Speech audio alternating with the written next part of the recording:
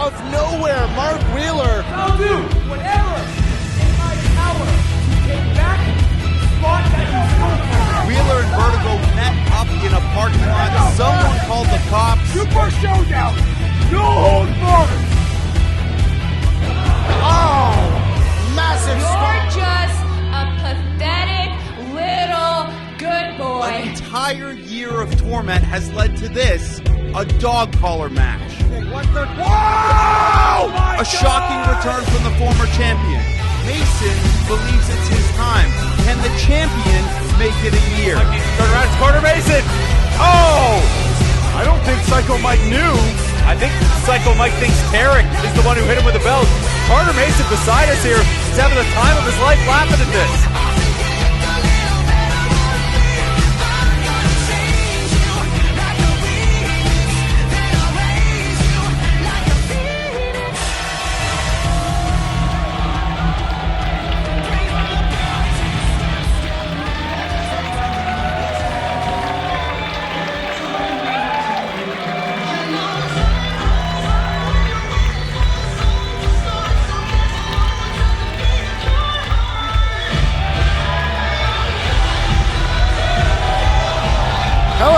Smash Wrestling fans, and welcome to a sold-out London Music Hall. I'm Scott Hunter alongside Blake Murphy, and we are here for Super Showdown 9. My first Super Showdown, could not be more fired up for this one. What a card, all three titles on the line.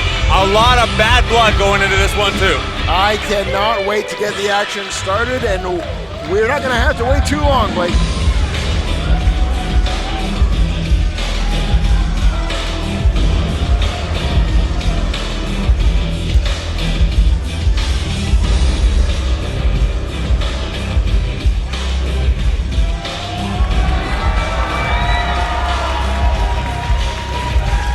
Technical issues aside here, sounds like Dustin's having some issues. Sebastian Suave, though, making his way to the ring. Blake participating in his 8th Super Showdown.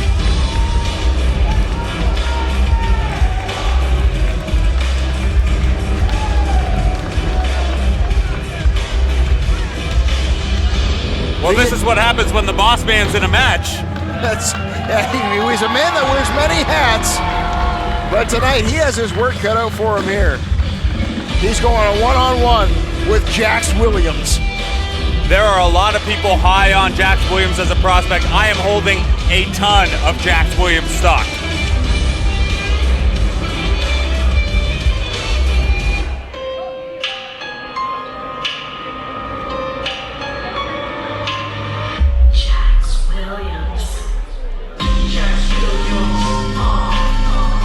And here we see now Vanessa Black by the side of this genetic freak, Jax Williams. This guy is built different, Blake. He absolutely is. You want to talk about, and I hate to say it without getting paid, jaw-dropping, athletic excellence. It is exactly what the Vanessa Black says it is when it comes to Jax Williams, one of the top prospects in all of Canadian wrestling right now. And he is looking to make a name for himself, make a statement at the expense of the endorsement, Sebastian Suave here. And as usual, Vanessa's got something to say. She's probably going to need a microphone. I don't think she's going to be able to talk over these fans.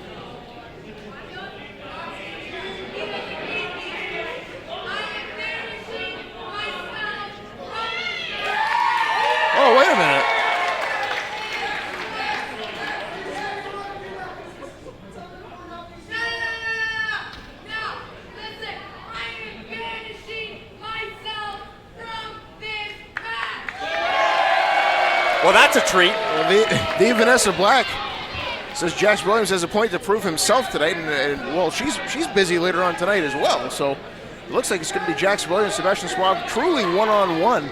This could be a career-defining moment. That this match will be a triple threat match. What? Wait a minute. Introducing participant number 3. Oh, here we go. Well, he is here after all.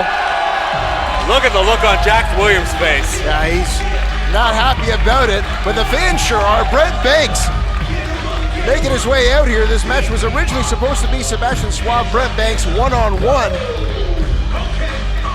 Banks was out, Banks is back in, and Sebastian Suave doesn't look too impressed either. From Toronto, Ontario, weighing in at 194 pounds, he is the one-man dynasty,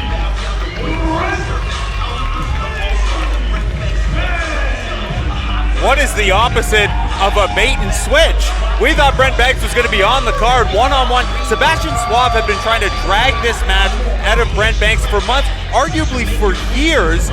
Jax Williams steps up to take the match, and now it's a three-way. Brent Banks is going to be the only one of these competitors who knew this was coming. A big wrench for Sebastian Suave and Jax Williams. Well, I was just going to say that, Blake. It's not only a surprise for the two of us, it's a surprise to the two opponents in the ring there who did not prepare to be in the ring with Brent Banks here tonight. Advantage Brent Banks, at least in the early going. I don't think Jax Williams cares who he's in the ring with, though. No, and Jax Williams has a long history with Brent Banks over the last 6 months or so here in Smash Wrestling. They've crossed paths, competed in the Northern Tournament. A lot of bad blood there between those two. At least stylistically, though, Sebastian Suave and Brent Banks, Jax Williams is preparing similarly for either of those guys, just only for one of them. Well, that's right. Now it's anything goes here in this triple threat rules. It's you got to have eyes in the back of your head. And Sebastian Suave, Brent Banks, no strangers to each other either here, Blake. Both pillars here in Smash Wrestling, and now we see them both trying to work together here. Take out Jax Williams. Smart strategy, if you ask me. Definitely, and you wonder, had Vanessa Black known that this was going to be a triple threat match, would she have recused herself from the match? Because there's no disqualification in a triple threat match like this. Vanessa Black would have been a huge asset for Jax Williams. So that's a great point to bring up as well, that additional X factor now removed from the matchup. It looks like we're going to get Suave and Banks one-on-one here in the ring like originally intended. Yeah, this is what Suave wanted. This is what the crowd here at the London Music Hall has wanted for a long time now. Sebastian Suave, I mean, he didn't come back to fight Jax Williams. No disrespect to Jax Williams. Sebastian Suave hasn't been in a Smash ring in almost 5 years. He came back for the Brent Banks match. And the history between these two men dates back before Smash Wrestling's existence. These two trained together. Never had a one-on-one match here in Smash Wrestling. Now they do. Well, at least until Jax works his way back in. It'll be interesting to see, too, because you mentioned that history. These two know each other very well. I wonder how quickly the animosity sets in, though, if, like we see here, Brent Banks is getting the better of a Sebastian Suave. Well, it's professional jealousy is what has dragged both of these men throughout their careers. At times, Sebastian Suave has been on top. At times, Brent Banks has been on top. Nice chop there from Brent Banks. Now, you've been around Smash Wrestling a long time. When you hear Sebastian Suave come out and say, hey, Brent Banks, I want this match because I can bring more out of you. I don't think you've reached your full potential. You think that's a fair thing for Sebastian Suave to say? Well, the one thing I will say about Brent Banks is I don't think anyone has seen Brent Banks reach his full potential. Brent Banks, the sky is the limit for what Brent Banks is capable of, as we're seeing right there with that backflip. Sebastian Suave, though, had that drop kick scouted. Brent Banks, he could be at the top of the world right now, and I think we're only scratching the surface even this far into his career. And Jax Williams has something to say about this one-on-one match. He'd probably have something to say about who has the highest potential in this match as well. Here you see the strength advantage in a major way against Brent Banks. Well, you heard the Vanessa Black talking earlier saying Jax Williams is everything Sebastian Suave wished he could be in his career. And perhaps he's everything both of these pillars here in Smash Wrestling wish that they could be. You're right, limitless potential for someone. Look at that strength of Jax Williams. Double Northern Lights, I guess we'd call it. I've never seen Suave or Banks hit a move quite like that. But Jax Williams, he's just built like a star. And there is a ton of strength and power here. He can match speed with a lot of these guys as well. We've seen him have a series of matches against a Brent Banks, against a Johnny DeLuca, against Tarek. He faced off with Tarek in the Northern Tournament, big clothesline there. And him and Tarek fought to a draw. Hang on, cover here. 2 count only, Banks has his shoulder up. That's something he couldn't do against Tarek, but they got a double pinfall against each other. That's what punched Jack's ticket to the finals of the Northern, and then he was the last man eliminated by Tarek. Tarek, of course, in the main event competing for the Smash Wrestling Championship tonight. Jax has been on an absolute roll, and he's looking to make a, like I said, he has a chance here. Hang on here. Here we go. This is classic Sebastian Suave here, trying to rip the arm of Jax Williams right off.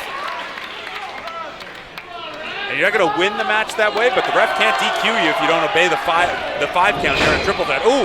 Well, we talked about what a career-defining moment it would be if Jax Williams was able to knock off Sebastian Suave here. If he's able to knock off both Suave and Banks, that puts him right at the top of this company. Absolutely, and you talk about the history of Smash.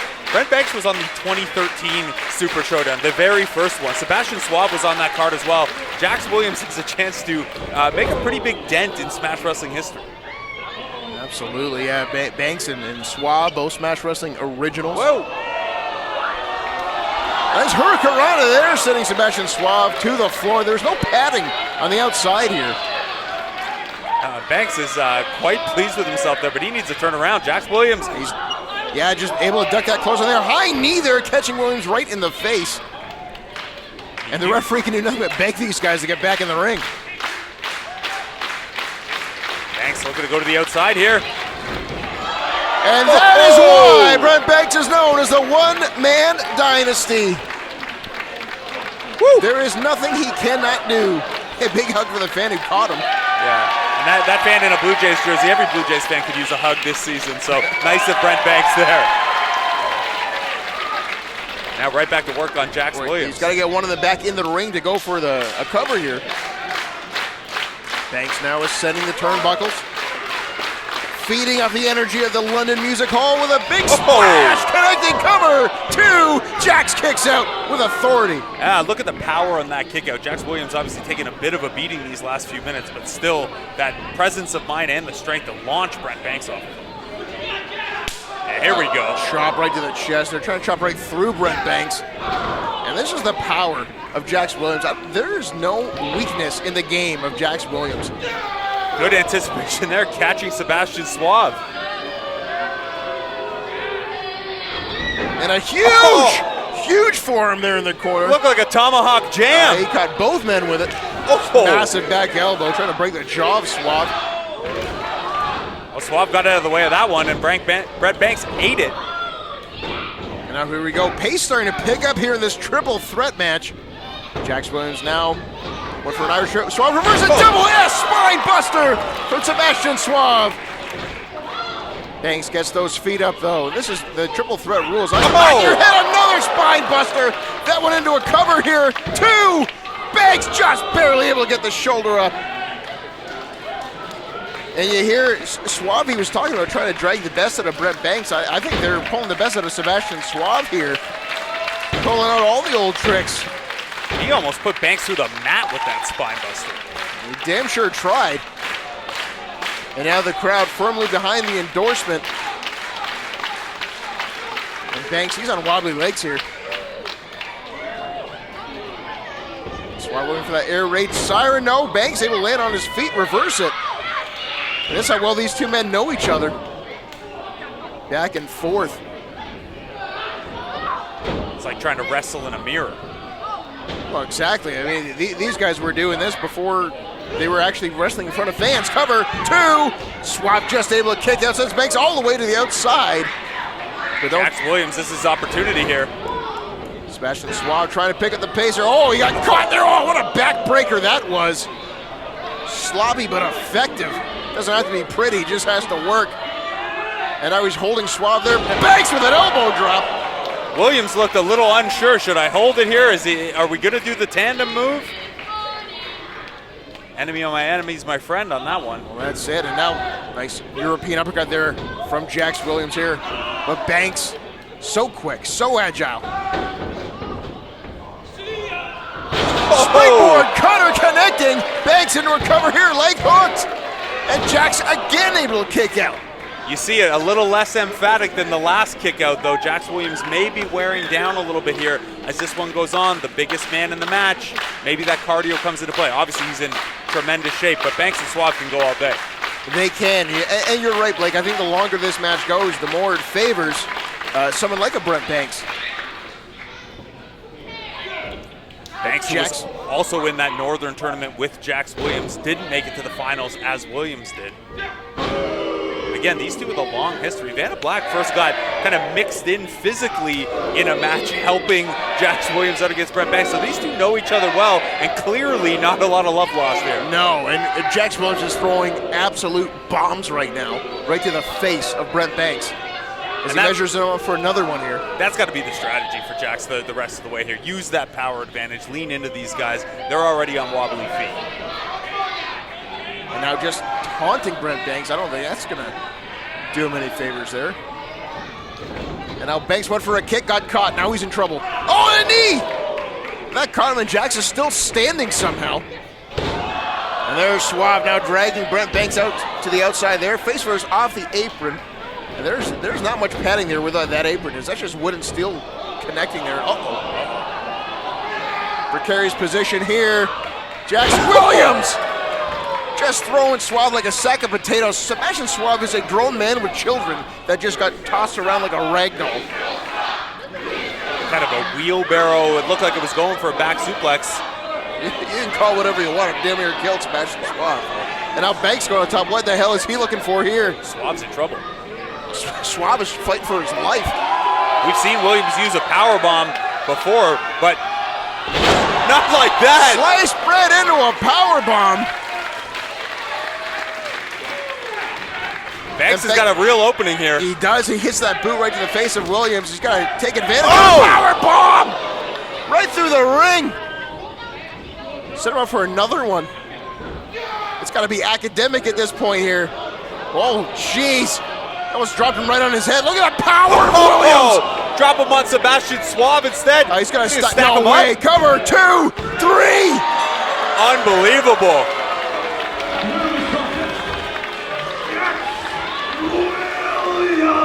Jax Williams making a statement, turning pillars into stepping stones here at Super Showdown. And if you were to remake what the pillars of Smash Wrestling for the future look like, Jax Williams front and center in that. What a victory. Sebastian Suave and Brent Banks. He didn't pin one of them. He stacked them up. He pinned them both. That was just raw power there from Jax Williams on display. Huge victory. And as Vanessa Black is pointing out, she's back out here now. But Jax Williams, one of the criticisms of him has been, can he do it without her? He did that one all on his own. And of course, Vanna has something else to say.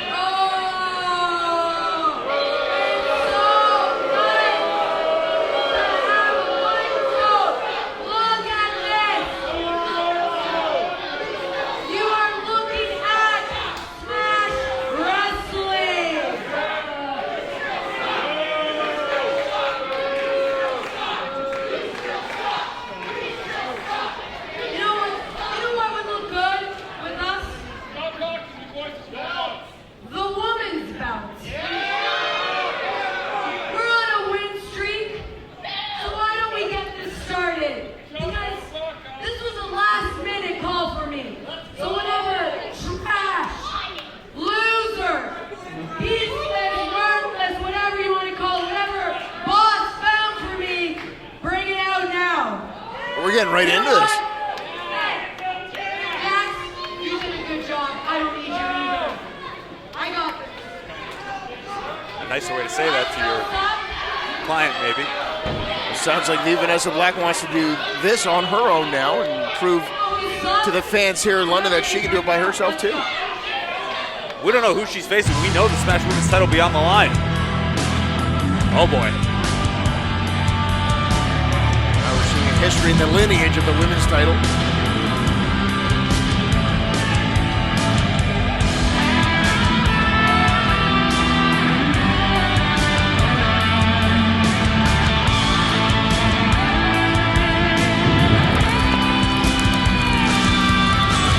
That is what is on the line here tonight. That is knows what Vanessa Black is vying for, but she has no idea who her opponent The is. following contest is scheduled for one fall, and it is for the vacant Smash Wrestling Women's Championship. Introducing first in the ring, from Sarnia, Ontario, this is the Vanessa Black.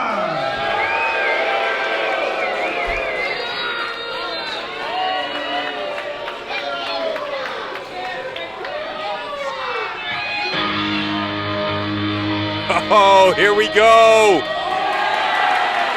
Are you kidding me? Oh, look at the look on Vanessa Black's face. Look at the look on everybody's face. Jody Threat back here in Smash Wrestling. From Toronto, Ontario, this is Wild Child. Jody Threat, the Wild Child, has come home. And like this is for the Women's Championship. Well, nobody is safe. Camera crew aren't safe. Vanessa Black certainly not safe. That Smash Women's Championship definitely not safe. Jody Threat with the chance here to become the 5th Smash Women's Champion. Vanessa Black can't be happy about this. These two have a history, and it's not a friendly one. Listen to the crowd here in London firmly behind Jody Threat.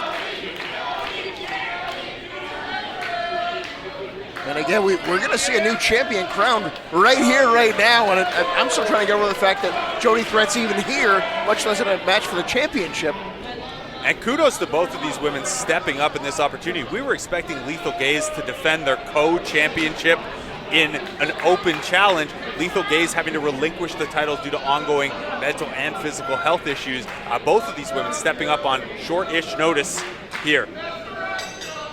There's the bell. This Women's Championship match officially underway, and Vanessa Black trying immediately to get to the outside. And I don't blame her. Try to put as much distance as you can between yourself and Jody Threat. And this is something you'll notice in a lot of Vanessa Black matches. Like the strategy or not, she is a very, very smart and opportunistic wrestler. Something Jody Threat got a taste of a couple months back. Jody Threat, she is 0 to 100, and there's nothing in between. I've never seen her at 0. I think she's just 100 to 100, pretty much nonstop. As she picks the ankle of Vanessa Black, catches her, and now Vanessa Black has nowhere to run. And look at the power of Jody Threat there. Black, though, able to get out of it with that back elbow. Jody Threat stacks her up on the shoulders, and again, Vanessa Black weaseling her way out yet again. If you're Vanessa Black, what's your strategy in this match?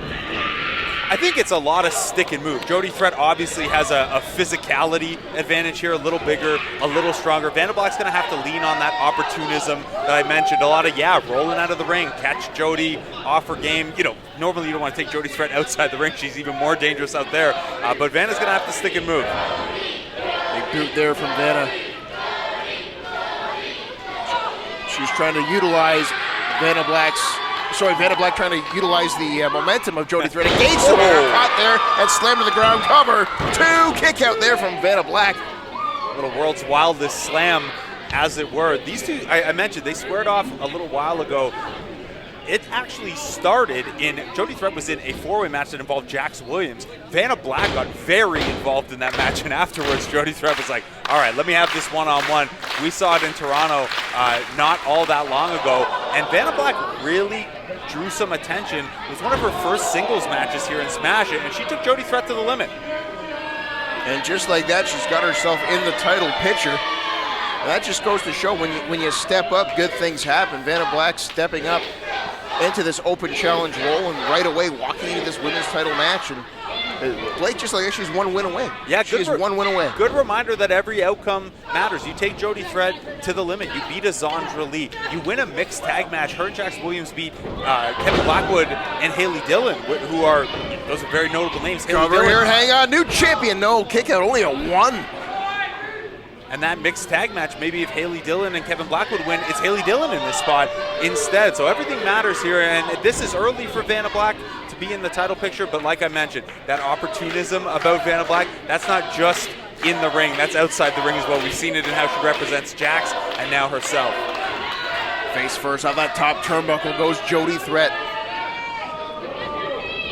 Vanessa Black And I'm impressed with what she's doing to Jody Threat right now. She is in firm control of this contest.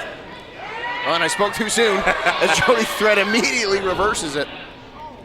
And this is it, though. Use the speed, get right back on top of Jody Threat. Don't let her get that momentum back, because this crowd at the London Music Hall will get behind Jody Threat very, very resoundingly. Well, that's it. You can't give her an inch cover. 2 kick out there from Jody Threat. Jody, in addition to having the crowd behind her as an advantage here, obviously an experience advantage. We're talking about someone who has challenged for this Smash Women's Championship before against Nikita, someone who's a former TNA Knockouts Tag Team Champion. Jody Threat has done just about everything there is to do here in Smash Wrestling. Except win that Women's Championship. Maybe she checks that off today. And that's what she's looking to knock off here today, but she's going to have to get a comeback going here rather quickly, as her head is just bounced like a basketball off the canvas. And this is one thing I wouldn't recommend Vanna Black do. You have to stay on top of Jody Threat here. You don't want to, getting the crowd, killing the crowd's momentum a little bit can be helpful, but you don't want to stay off of it too much. And here you see right back to the knee, right back to the lower body of Jody Threat. Yeah, she's working away at that leg, and Jody Threat just having a hard time just getting back to a vertical base here. Going for an Irish whip here. Nice reversal there from Jody Threat, trying to pick this pace back up. And all the way to the apron there she goes, and back and forth. Oh, shoulder right. Oh, got caught there. Back and forth here. Yeah, it looked like Vanna baited her into that one maybe. Hey, give me the shoulder, and then took the step away to hit that cover knee. Here, near leg hook cover. And you got to wonder if she hooked that far leg. She might have had the 3 count right there. And maybe that's just a little bit of the experience gap we've talked about in this one. Now, that's not to discredit Vanna. She started stacking titles around Canada here, like her client Jax Williams, a very high-end prospect, just compared to Jody Threat, the experience factor. But again, wearing her down here. Rear chin lock, and that is in tight. That is in deep. Jody Threat trying to get her fingers in there to try to loosen the grip. Vanna Black just reefing on it now as Jody Threat tries to fight her way out. Nice leg pick there from Vanna Black. I'm just so impressed with Vanna Black, how she's been able to slow down the pace of Jody Threat. She's picked that leg, and she's working on it. Yeah, stomps to the inside of that thigh, and then right into the knee wrench there. She's got a grapevine with her legs as well. Jody Threat reverses her way over, going for an armbar. Back and forth here, hang on, leg hook, shoulders down, only a 1 count. And these women are just scrapping it out here for the title. And Vanna just, Zack Sabre Jr. in a transition from hold to hold. Hey, you give me the hammy, you give me the knee, you give me the ankle, I'll pick what I can. I'll take it.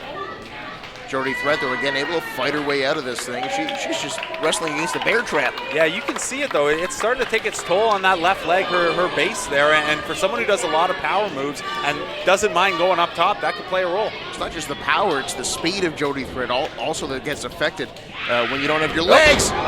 But adrenaline starting to take over for Jody Threat here with the clotheslines, taking it to Vanna Black, and she has to keep this up. She has to try to keep this pace and momentum going. Vanna in a bit of a bad way here, eats a pump kick. Now, Jody Threat feeding off the energy from this crowd, willing herself through this matchup, double knees right to the back. Here we're gonna see that strength, there you go. German suplex, just dropping Vanna Black on the back of her head. She rolls all the way to the outside serendipitously, but that is a good spot to be right now here. Vanna Black creating distance from Jody Threat. Well, yeah, was that strategy on the part of Vanna Black, or did Jody Threat just eat her the whole width of the ring? I think it's more the latter. And Vanna Black now taking a breather, taking all that time. She got a full referee 10 count. Oh my goodness. She was already maybe out on her feet there trying to climb back in to beat the count. And Jody Threat just helping her all the way to the ground. Yeah, eats a baseball slide. And now these two gonna brawl on the outside. Oh, a jawbreaker there. Normally you'd think going to the outside maybe favors someone like Jody Threat, but Vanna Black really using it to her advantage early on here. Yeah, Vanna Black came into this match with a strategy despite not even knowing who her opponent was gonna be. I guess in that case, it is maybe helpful, even if you don't like the opponent, if you've lost to that opponent. Here's a cover. Cover. 2. Oh, again, only a 1 count. Oh, 2 says the official. Near leg hooked again, and again a kick out there from Jody Threat. Now frustration starting to settle in here for Vanna Black, who just raining down rights. A little little ground and pound there out of frustration. You got to be aware of the referee's 5 count, though, here in a title match. Well, that's just it. These two, you can see it's almost like the repertoire book's got out the window, and they're just starting to scrap. They're just brawling. This is how much these two want this women's championship. This is how much this opportunity means, because, Blake, you don't know when another one's coming. No, you don't. And I mentioned Jody Threat has wrestled for the title before, back when Nikita was the champion proper, not a co-champion that was never officially recognized by Sebastian Schwab alongside Silesia Sparks. But it took a while to get back. Oh my goodness! That's got to do it. How? There's no way. There is no way on earth. How did Vanna Black get a shoulder up? Jody Threat just dumped Vanna Black on her head, and it wasn't enough. What do you have to do to put Vanna Black away? You just hit her with your best shot. That was, I don't know, Michinoku driver, but she went to the creative finisher lap for that one, and Vanna Black still getting a shoulder up. I don't know how she's on her feet. And fighting back. Stunner. Connecting. Crawling her way into a cover, 2. Oh, a kick out. I thought that might be it. We've seen Vanna Black win matches with that stunner before. Something's got to give here in this matchup. These two women putting everything on the line here tonight. I don't know what's going to keep either of them down. If Jody couldn't get a 3 count out of that Michinoku driver, Vanna can't get a 3 count out of the stunner. This is just becoming a war of attrition at this point. Vanna Black dragging Jody Threat back to a vertical base. And Jody Threat still throwing punches. As the pace picks up here, and again, Jody Threat looking for that TKO. Vanna had it scattered, looking for the stunner. Backslide, roll up cover, 2, kick out. And Jody Threat, she's got to, inside cradle cover, 2, kick out. Back and forth they go. Another cover, 2, and again, Jody Threat able to roll under that spear. Nearly taking Vanna Black in half. Stack her up on the shoulders again, looking for the TKO. Oh, yeah, 5 connecting. Cover, 2, and we have a new women's champion in Smash Wrestling. Little F416 for the F1, 2, 3. And new Smash Wrestling Women's Champion, Jody Threat! That is what it's all about right there, the Smash Wrestling Women's Championship. The one thing that has eluded Jody Threat so far in her career is now firmly in her grasp. And this is becoming a bit of a theme here. The Smash Women's Champion and the Smash Tag Team Champions, at least for now, they show up on that TNA Impact pretty regularly. Should be said too, great match for Jody Threat. Congratulations to her. Hell of a showing for Vanna Black as well. Absolutely, yeah. Vanna Black has nothing to be ashamed of in that matchup. They've both left everything in the ring there. And Jody Threat just that much better for at least 3 seconds, Blake. And that's all it takes.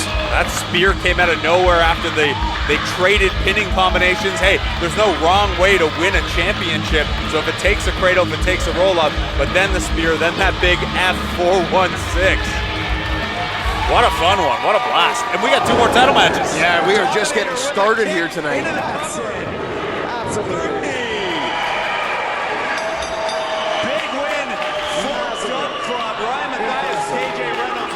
We are staying into the tag division. I guarantee you're going to see these guys back in Smash Wrestling again. Center and Sane. Good morning. Good morning, guys.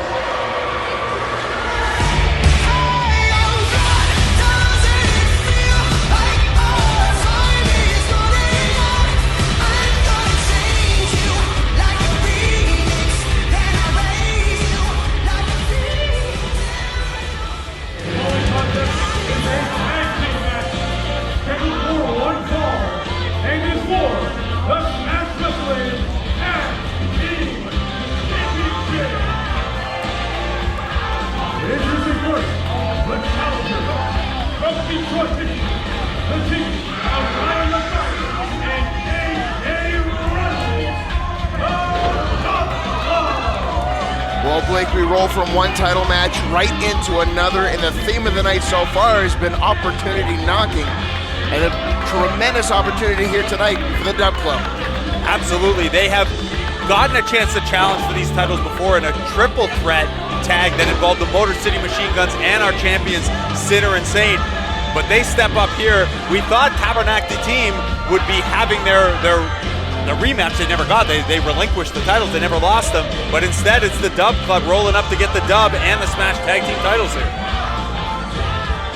So KJ Reynolds, Ryan Mathias, huge opportunity here tonight on the biggest stage we have. They got the work cut out for them.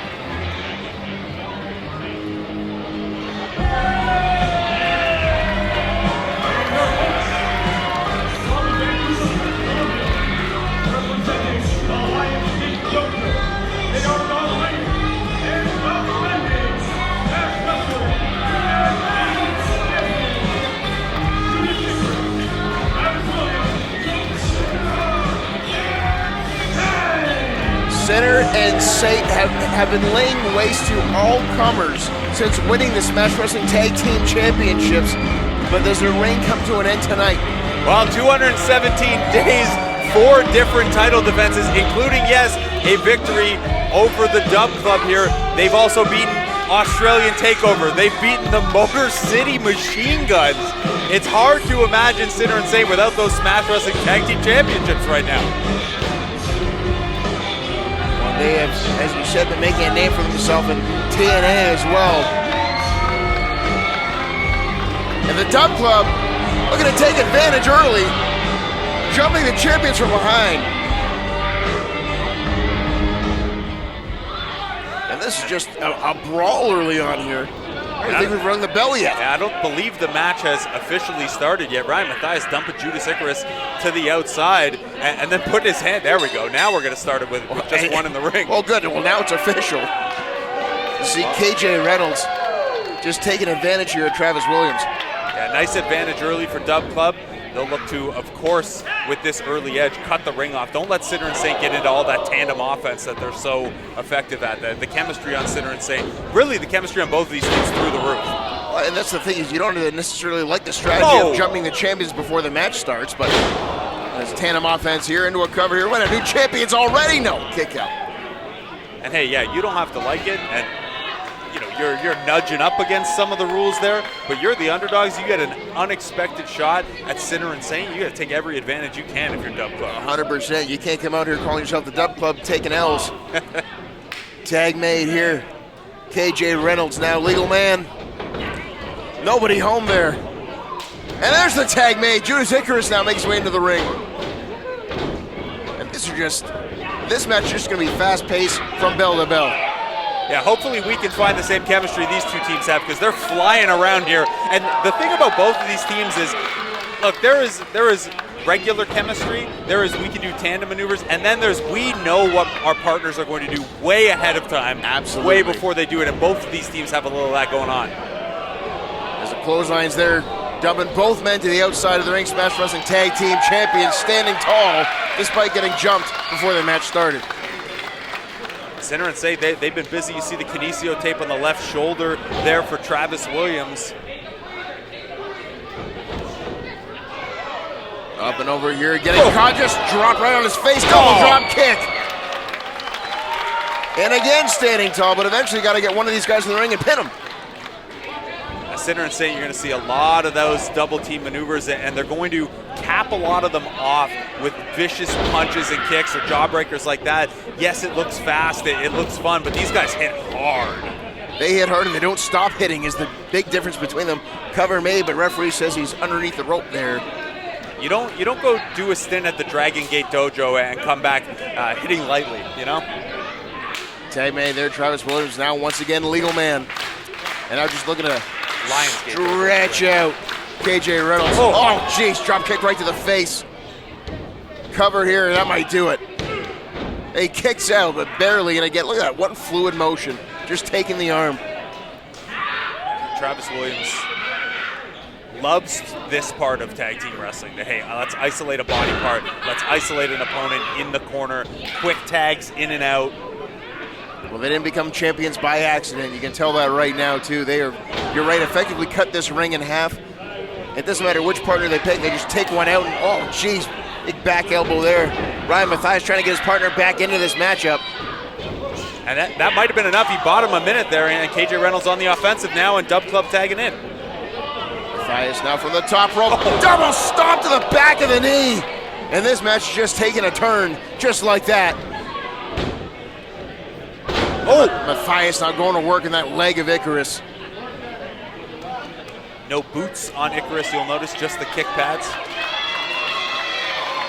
And those kick pads are to protect his own shins, not his opponent. Yeah. Talked to Timothy Thatcher recently at a show and asked him, why no knee pads, elbow pads? And he said, well, why would I put pillows on my weapons?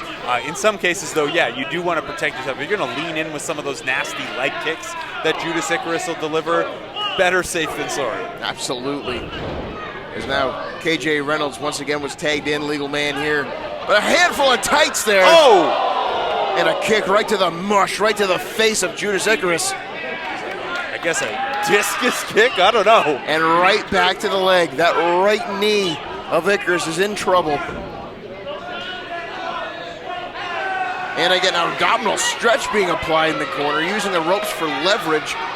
Smart from Reynolds here as well, making sure the referee can't see that. Ryan Mathias getting to use as many seconds as he wanted. I was going to say the full 5 count. Have a 10 count, a 15 count. Well, the rest of that look, and you can do it for the whole hour if you want to. Travis Williams on the outside can do nothing but watch as his partner just gets dissected by the challengers now. Worth noting too, as they work over Icarus's leg, even though not the biggest guy in the fight, he is pretty power oriented. He's going to want to use that strong lower half for a lot of power moves and a lot of the tandem offense. So you take that leg away, you take that ability away. They're really going to work on it. They're going to work on both legs now. Oh my goodness! He's trying to rip the knee right out of socket. Again, the quick tags. This is smart work from Dub Club, though. Yeah, you got to be impressed by the strategy here.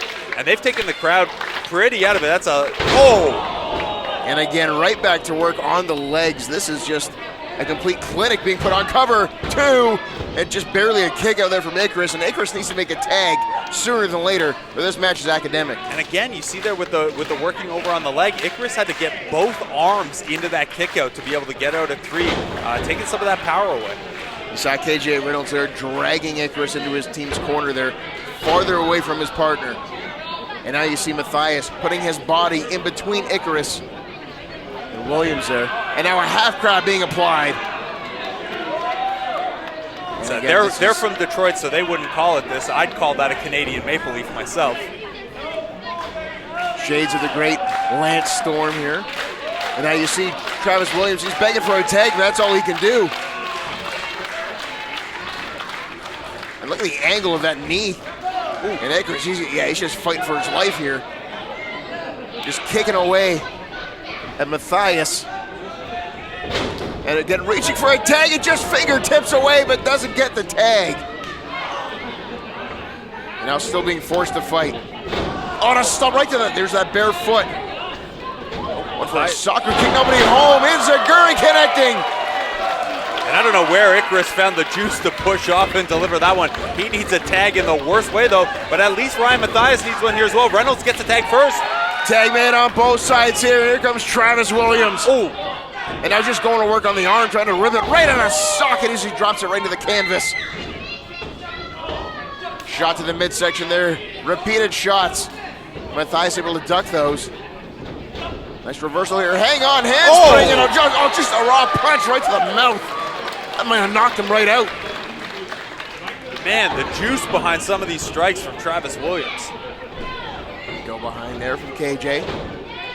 Roll up here, is that enough to win the titles? No. And oh, look at this! Dragon Sleeper now applied.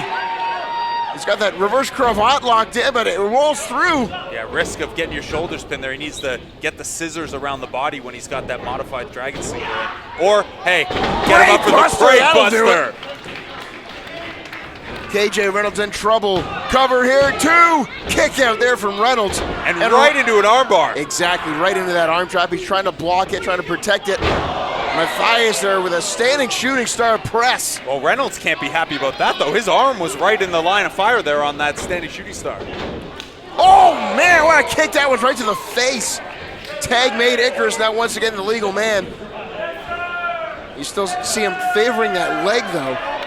Looking for that up in the clouds tandem German there, but KJ Reynolds able to fight out with the leg pick. Catching it leg again, and again going to work on the shin there of Icarus. Oh, jeez. Just pounced him out of the corner. And this is what I meant earlier. Icarus had no way of knowing Travis Williams was going to boot KJ Reynolds like that, and he was just ready for it, just anticipated. Ooh. So it's just trusting your partner's going to be where you need him to be. That was a heck of a kick from Ryan Matthias there. Williams now. Look at the height of that drop kick. Cover. We got new champs here. Oh, was that two? Only two, says the official. Usually when they hit uppies, that electric chair assisted drop kick, usually that's it. And what's left to do here to Travis Williams as he's now caught. Now, rolling his way through, tag made. Gut wrench. Oh, some tandem offense there from the challengers. And is this enough to put Judas Icarus away? Almost. Travis Williams makes the save, keeping their titles alive for now. That's where Matthias just being a little gassed at this point in the match, not able to cut off Williams before he could break that up. But what a series of tag team moves from the Dub Club. Yeah, Dub Club is trying to make a statement here.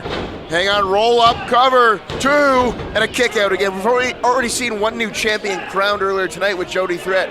Dub Club looking to make it two. Up and over, here goes Travis Williams, and look at me, and there's that. They just know each other so well.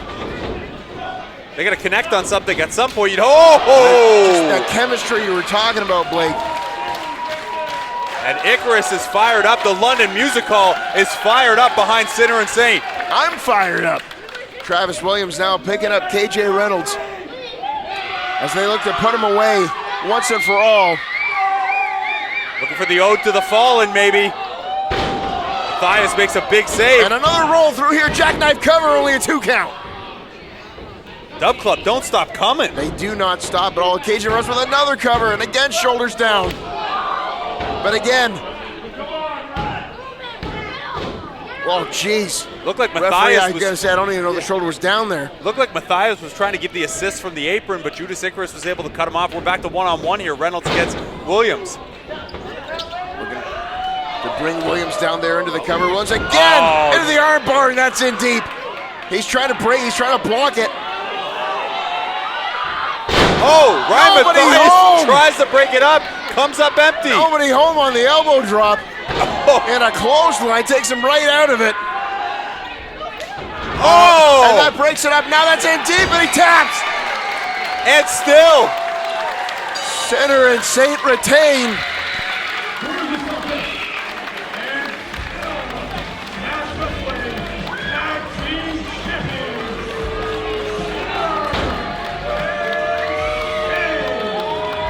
S's stay up. I don't know if I've ever seen that, an arm bar where the partner comes around to boot the arm. A little assist there from Icarus. Well, and that was all she wrote. Tag team champions, reigning tall yet again. That was just raw. That was ugly. But it was everything they needed it to be, just an all-out scrap for the titles. Nothing but innovative tandem offense from both of these teams throughout. Well, the Dub Club did everything they could, left it all in the ring. I'm sure they'll have another opportunity down the road. Tonight was just Sinner and Saints night. It was, as it has been for 217 days now. I'm sure they'll be watching closely a little later when their rivals, Motor City Machine Gun, taking on Super Smash Bros. That one could have contendership implications as well. Absolutely it can. It was right there. All I had to do was state my claim for the Smash Wrestling World Championship, and you attacked me from behind. Why was I the target, Mark? You spent all these months on the shelf watching V-Guy pick up all the momentum, and that made you jealous, didn't it? jealous enough that you cost me my shot at main eventing Super Showdown. And when we finally met one-on-one, unsurprisingly, you punched me in my little V guys, just so you could get a victory over me. My biggest regret is showing up to that parking lot thinking it would just be us. You're the lowest of the low to set me up like that, and I can't believe I fell for it. I don't care if I have to curb stop that cocky smile off your face. I don't care if the cops have to be called. I'm putting Mark Wheeler back on the fucking injury list.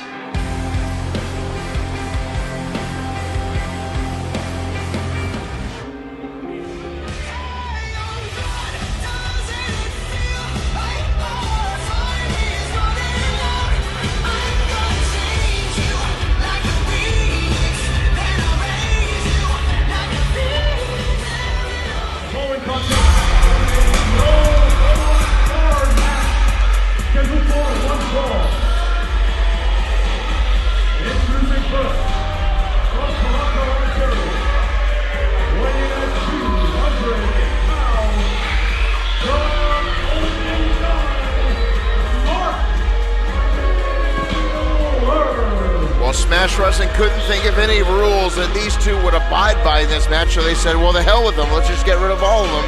Mark Wheeler versus Von Vertigo. A feud so heated that we've seen matches end by low blow. We've seen matches not end because of double countouts. We've seen the cops called when these two guys get into it in a parking lot. Yeah, make no mistake about it, these two are not looking to wrestle here tonight. They're looking to fight.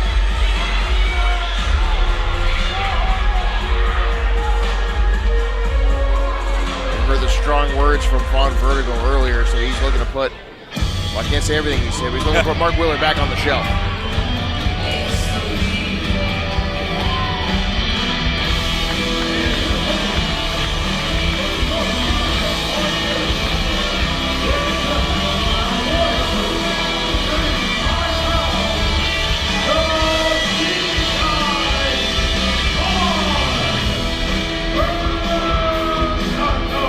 See Von Vertigo making his way from up top here.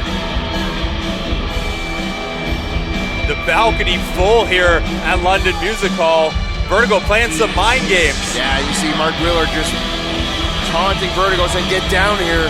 Let's get this going, and here comes Vertigo. Yeah, Wheeler's going to try to cut him off at the pass here. We'll do our best to follow this, the outside of the rings part. Wait, this might go inside of the building. Last time we saw that, again, literally the police had to be called. Here we go. Oh, and here we go. Might as well ring the bell, why not? This is one of those matches where you almost don't even need a referee out here. A chop right to the chest there. So much pent-up aggression. And typically in a match like this, you gotta not get overwhelmed by your emotions, but when there's no rules, there's no risk of that disqualification, let them fly. And again, that's how we've gotten here, is these two just couldn't follow the rules, meeting month after month after month. Ever since Mark Wheeler came back in April and said, hey, Von Vertigo took my spot, I want it back, these two have not been able to get out of each other's way. Cover already in a kick out. It's gonna take a lot more than that to keep someone like Mark Wheeler down. Vertigo knows that. And you might think, hey, why? This is, these guys hate each other. Why aren't you beating on him more? Why would you go for the cover? Well, it'd be pretty big bragging rights if you take Mark Wheeler out in the first 30 seconds of a match. Absolutely, it would be. And Mark Wheeler now already going to the outside and going under the ring, looking for the toys, as he finds himself a couple of steel chairs. And that didn't take long. These guys are looking to end each other's careers here tonight. Vertigo, though, able to get that chair out of inside the grasp of Wheeler. Now he's got it himself. And right across the back of Wheeler. It's a straight shot right to the face. And Wheeler's clearly awoken something in Von Vertigo. Normally a pretty happy-go-lucky guy. We have seen a very ticked-off version of Von Vertigo for months here, whenever Mark Wheeler's name comes up. Oh, wait a second. What's he going for here? That chair right between the legs of Wheeler. You can't do this. Even in no holds barred, this is... I think he can, and I think he will. I might tap out from watching that. Steel chair just hammering into the yam bags of Wheeler, and up and over. Yeah, I'm uncomfortable just watching that. Yeah, and then a big PK from the apron. But as you said, to your point, this has awakened something in Von Vertigo, because who thinks to do something like that? No, certainly not me, and I'll tell you, I'm not as big and strong and tough as Mark Wheeler. I would have tapped out by now. The second he wound up for that one, all right, I'm out of here. Match over. See you later. Wheeler again, though. Now he's crawling under the ring, just trying to get away from Vertigo. And that's like, a baseball bat. Of course, that's used to build the ring. Just a knob right to the head. You see the welts forming on the back of Wheeler already from that steel chair shot. Yeah, and our referee's going to have to be careful here, because if he gets in the way of Wheeler here, I don't know what Wheeler's going to do to the ref. Well, and this official, he's no stranger to no-holds-barred matches like this. Of course, he was the same official that officiated Sebastian Suave versus Tarek a few years ago at Super Showdown, one of the bloodiest matches in the history of Smash Wrestling. Yeah, back in 2018, a last man standing match. And this one might get just as bloody if we're not careful. Yeah, you only need a 3 count in this one, but you can get there any way possible. We've already seen baseball. Let's have a little hockey. Yeah, we got that hockey stick there, and now they're going to fight over it. And now Wheeler has control of that hockey stick. All right. Oh, hang on a second. That's not easy to do. Oh! They got him nowhere, though. They just got punted right in the face. Oh, no. On a stick right across the back. No 2 minutes for slashing here tonight. And a crossface with a stick. That hockey stick right in the mouth of Wheeler. Wheeler's got to tap out here. I haven't seen someone. Oh, there's breaking the face. That's one way to get out of it. And again, normal match, that would get you disqualified. And Wheeler with the sarcastic smirk right back on his face. Didn't take long for his demeanor to swing back. Cover, 2 count, kick out there from Vertigo. And just stomping away now with the back. We mentioned that something's been awoken in Vertigo through this feud, but Mark Wheeler came back, and when I started up with Smash, Mark Wheeler's the nicest guy. You'll love getting to work with him. He comes back, lays out Von Vertigo. He's been on a mission tearing through just about anyone who gets in his way. This is a different Mark Wheeler than I was led to believe we had here at Smash This Wrestling. is a different Mark Wheeler than we have seen here in Smash Wrestling, and the biggest reason for that being the amount of time someone like Mark Wheeler spent on the shelf. It is a dangerous place to be, trapped in your own mind when you can't get in the ring, when you can't perform. And this is the results of that. This is the Mark Wheeler that he's turned into. He's more dangerous than ever. He came back bigger and stronger, that's for sure, in addition to meaner. Absolutely, he doesn't care about anybody but himself now. Now, I would say, you mentioned, that dark place you can go to when you're hurt. I would argue that in the case of both Wheeler and Vertigo, not being able to let go of this rivalry that they have, this disdain for each other, has actually cost them. We've seen them in a 4-way title match. We've seen them meet up in the Northern, and neither guy can stay focused on that title chase until they settle this. That's why this match is so huge for both of these guys. Yes, yeah, it's not about winning or losing. This match is about finishing this story. It's about finishing each other off here. No, wait a minute. We got a couple of Mark Wheeler's students here. Well, now, it is perfectly legal there in a super kick to a defenseless Von Vertigo. And these gentlemen look vaguely familiar from some Instagram footage of that parking lot fight that Vertigo and Wheeler got into. Wheeler's got himself some goons. Oh, this is a mugging.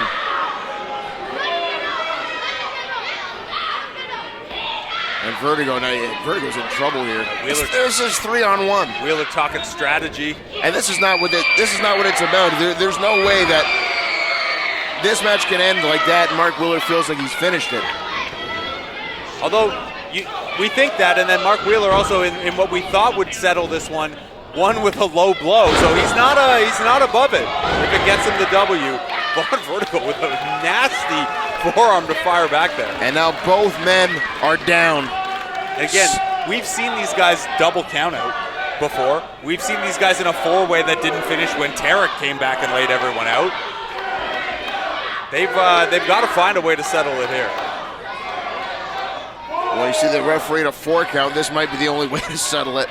It's just both of them beat each other up to the point where neither one of them can compete anymore. Yeah, and this is a veteran official. I think he'd use some discretion in the pace of that count if it got to 7 or 8. You have a no holds bar ending in a double count. I don't think that's what anyone wants. And as the pace picks up here, Wheeler stacks Vertigo up, and Vertigo able to slide out of it. Nice high heel kick there, catching Wheeler right on the jaw. This is where Vertigo trying to find a little bit more of that speed game. Modified half and half there. Yeah, caught him good. And Vertigo now looking for that shining wizard, perhaps. Trying to put Wheeler away, and Wheeler saw it coming. Rolls his way back to the outside of the ring, trying to seek refuge out there, but here comes Vertigo. No! A punch right to the side of the head. It was back on June 30th that Wheeler and Vertigo squared off at the Rec Room in Toronto, and Wheeler had gotten the referee to turn his attention away, threw his elbow pad, discarded it in the referee's direction, and then when Vertigo went for that shining wizard, Wheeler hit him with a low blow. So he's gonna have Vertigo's best weapon well scouted, but Vertigo gonna find a new one with that ring post. That's right, yeah, face first right off the ring post. There is Vertigo. Now Vertigo going under the ring, and what's he looking for? Oh yeah. Oh, come on. This is not surprising given what we know about Von Vertigo and his influences. Vertigo with a ladder, and again, fans, this is not a ladder match, but that ladder is perfectly legal. Yeah, this is a man who uses the Vonton bomb and will occasionally slap a tornado. Not surprised to see the ladder come out here. But now he's just handed that ladder, unfortunately, to Mark Wheeler, and Mark Wheeler looks like he's got some designs in mind to rearrange some furniture here.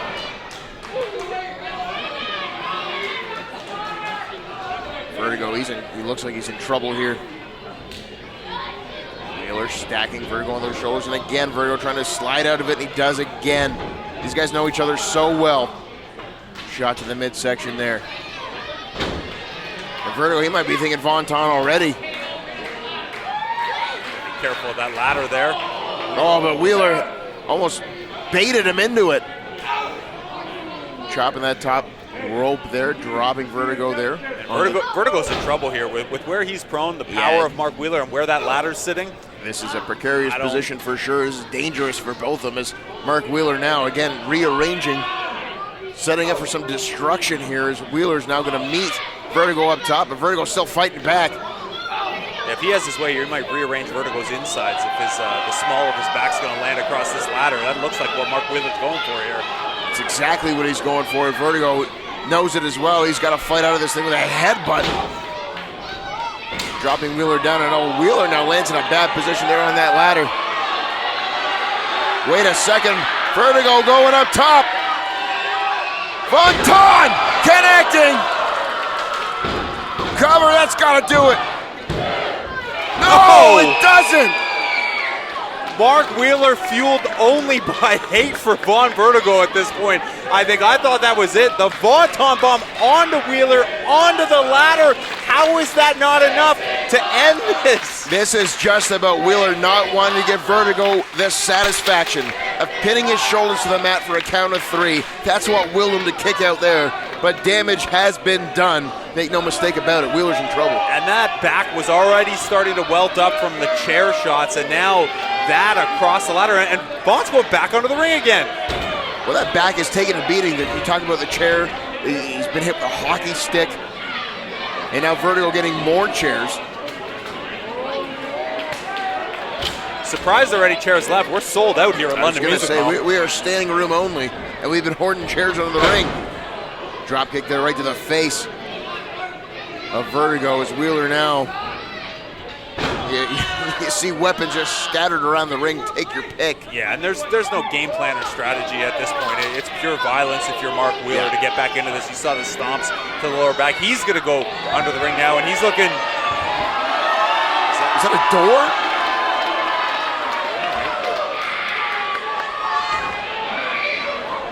Well, it's just a bar fight at this point. It's just grabbing the closest thing to you and swinging it at your opponent. Oh, that's a door, a thick sheet of plywood or what that is we're looking at, but it looks dangerous, whatever it is. Chunk of the literal bar, I don't know, but I can tell you Wheeler doesn't have good intentions with it. I definitely don't want to get hit by it, I'll tell you that much. As Wheeler now setting up some chairs. I tell you, he's not looking to play a game of musical chairs here. He's got more devastating thoughts in mind as he takes a chair shot right to the midsection. Now Vertigo going to pick up where Wheeler left off. I think they've got the same idea here. They want the same thing. Look at the trouble that Vertigo's having. That is a heavy, heavy piece of wood. Look how thick that thing is. And Vertigo, I don't know what he's got in mind with it. I don't think Mark Wheeler wants to find out. Wheeler catching a breather on the outside and just kind of scoping out. If I'm Wheeler, I'm going to take the time here to run. But Wheeler, he's climbing back up for more. You see Vertigo throwing that forearm right into the face of Wheeler. Now we're going to go through that wood. Did Vertigo get him up for this? Well, Wheeler not going to let him go easily. Headbutt right to the face. There's another one. Vertigo hanging on for dear life here. Oh! A kick right to the side of the head. Catches Wheeler. And now what's Vertigo looking for? And they get just weapons again scattered about the ring. This is dangerous. Wheeler going all the way up top. There's a low blow from Mark Wheeler. And he sticks the landing. No holds barred, including that. This is dangerous. Look at the power of Wheeler here. Oh! Slam! Oh my God! Both men hurt. Wheeler's twitching and Vertigo might be out entirely. Yeah, you see the damage Mark Wheeler might have just done to his own back. That's been worked on throughout this matchup as he crawls his way into a cover, leg hooked, 2, Vertigo kicks out. And Wheeler had to be thinking that's worth it. The pain he put himself through here as we see it again. Ridiculous power from Mark Wheeler. Somehow Vertigo's still getting a shoulder up. What's it gonna take for one of these guys to put the other one away? What's left to do to each other?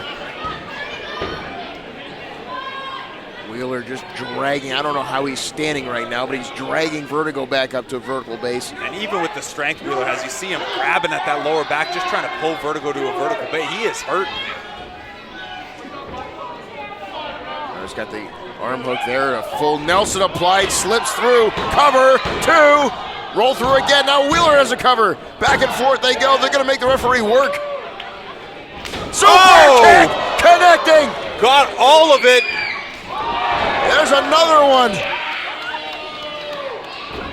Yeah, you're right. Vertigo got all of that one. Now setting up a chair in the corner. Yeah, Wheeler's got one too, though. Desperation time for Mark Wheeler. Oh! Just launches it at the face of Vertigo. He might be out.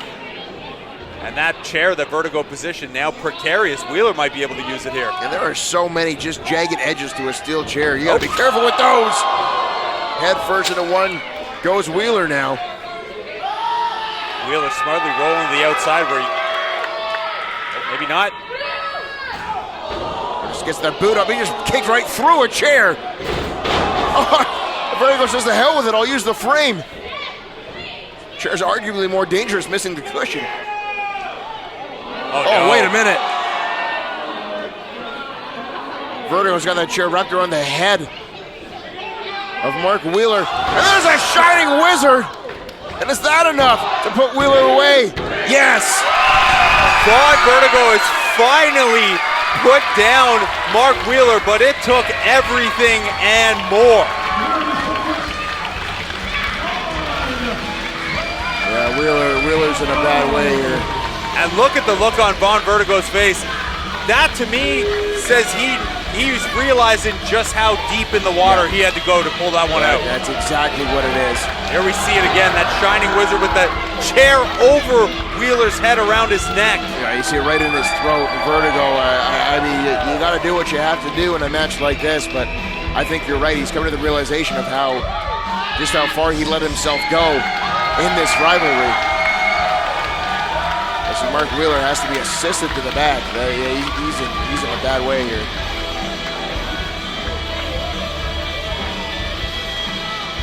Vertigo, though, does what he has to do, picks up a huge victory. and puts Mark Wheeler away. And it's time now, Blake, for 6-person tag team action. Team Miley versus Team London. A lot of bad blood in this one. A couple big returns. Should be a blast.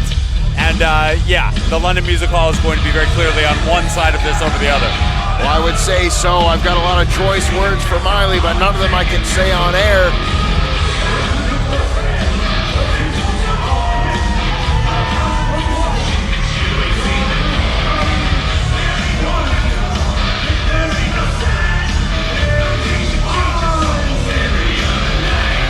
Miley is a blemish on the map of London, Ontario, and Team London is coming out of the woodwork tonight to take back their city. Yeah, Team Miley saying, no, this is what London Wrestling is about now. We are the future and the president of London Wrestling. We got a couple London Wrestling OGs who think otherwise here, including someone who's normally in one of our chairs. That's right, yeah. Casey Andrews coming out of retirement. The following is a Team Andrews Pro Wrestling presentation.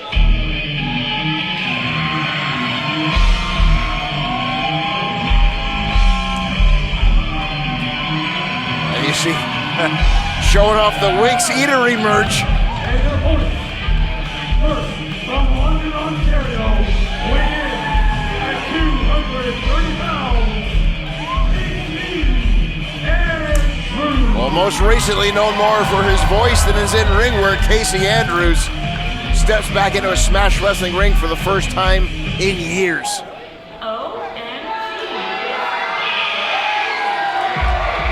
Here's someone doing the same thing. I was gonna say, you want to talk about somebody coming out of retirement. Violet Lee makes her return.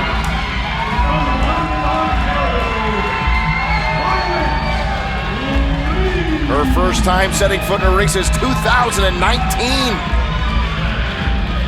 Hometown favorite, Violet Lee. And from 2 London OGs to the 3rd member of the team, someone a little newer to the Smash Wrestling scene. Man, if you haven't seen this guy yet, get ready.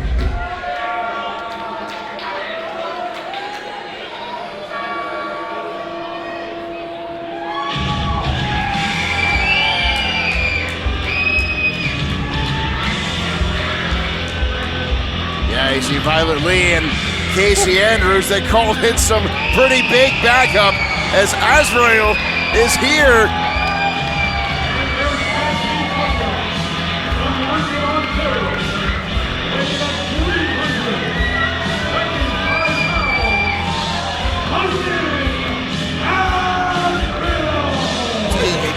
Dustin said 325 pounds of pure muscle. His cousin Azrael, he has beaten everyone there is to beat out west in Edmonton, and now returns home to London, Ontario to help Casey Andrews and Violet Lee take the city back. Look at the size of this guy. 325, and yeah, every inch, every pound of it. Tried to shake his hand earlier, I'm still sore.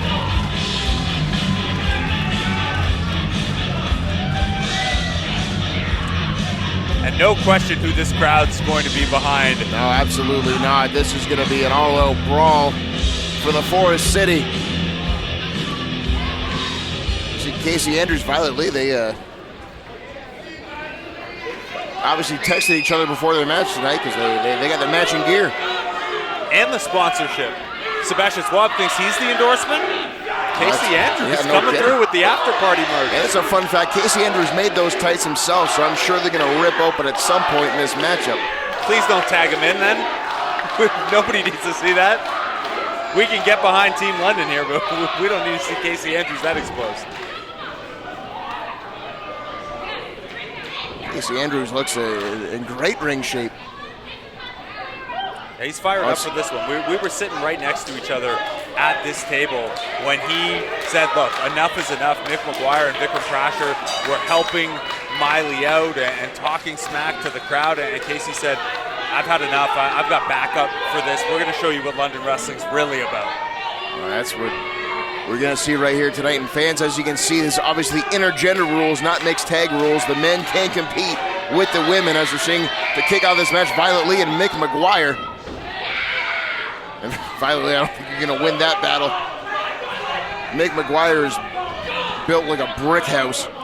Says for it a reason. right across That's the trunks. right. Yeah. And he's an interesting cat because his place in this match, well, I mean, he's going to be asked to match power with Cousin Az, which is a tall task even for a guy as well built as Don't Mick turn McGuire. around, Mick. You're not going to like the view because here comes Cousin Azrael. Oh! Hit him. Match is over. He sees this dead end on the chest there of Cousin Azrael. That's what Mick McGuire just met right there. Yeah. As he takes it, Vikram Prasher. Oh, yeah. Good luck. Yeah, the Punjabi prodigy here is going to be the Punjabi pancake any minute now. Absolutely. The size of the hand of Azrael.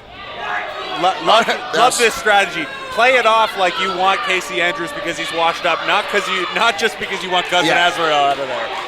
Well, and Azrael says, "Ask and I'll deliver." Tag made. Here comes Casey Andrews, setting foot in a Smash Wrestling ring for the first time in a long time. Summer 2022, last time he was in action in a Smash ring, so it's been about 2 years. We'll see. Crasher knows him well. Mick McGuire knows him well, too. One already. Oh, a thumb to the eyes. I thought Casey was blown up already. Tag made. There's Brickhouse McGuire gets his way back in the ring. You want to call me old and washed up? Oh! Spinning wheel kick. Where the hell did that come from? Here's the thing about being experienced. These young guys might call him washed up. He's got a lot of tricks in the bag, including that fake injury for an eye poke and the old Three Stooges right there. Casey Andrews has forgotten more things about wrestling than these two guys have ever learned. Miley trying to get in here and make her presence felt. Miley's in the wrong corner. So wait a second here as Team London gonna lay a beat down on their opponents, and Cousin Astral not even bothering to go to the top rope. He doesn't need to. Yeah, that's the angle he's throwing those back anyway. He's still raining those punches down. And you can hear Violet Lee's not done. You hear Miley's begging for the ref as Casey Andrews trying to calm Violet Lee down. I don't blame her though. And look, it's a long line of people who would like to lay into Miley like that. Oh. Well, when Violet Lee stepped away from professional wrestling, she left it what she thought was in good hands of people and women like Miley.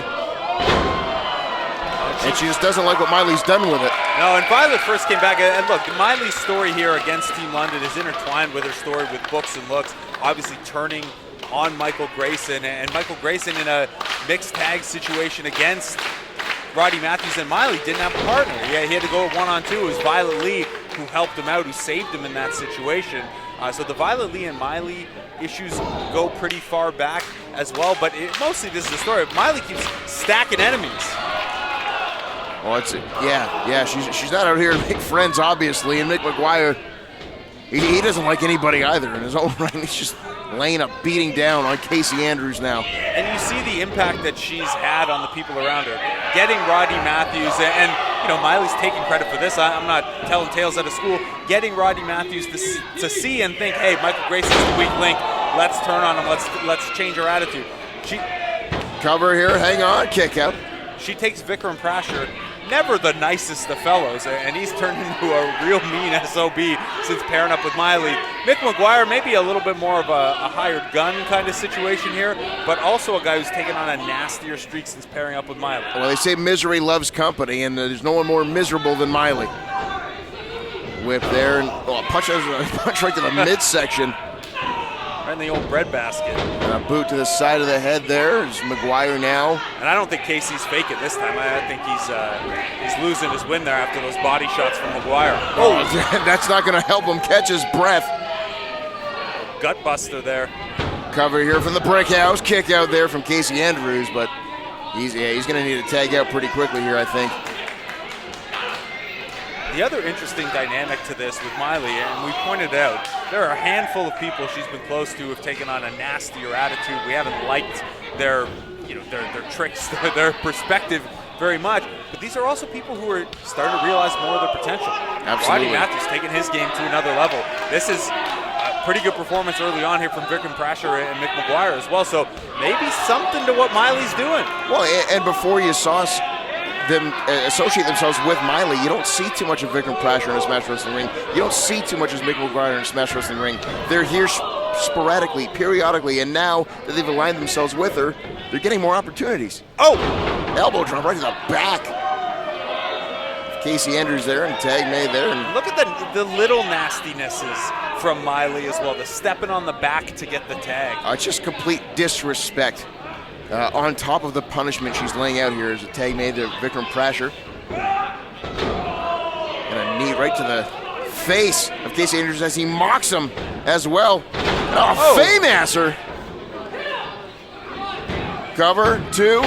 Kick out there from Casey Andrews. And Casey Andrews has got to be missing his position at the broadcast booth right now. He is in a world of trouble, and they have cut this ring off 3-on-1. I think he's regretting. It's a lot safer here behind the desk, I'll tell you that much.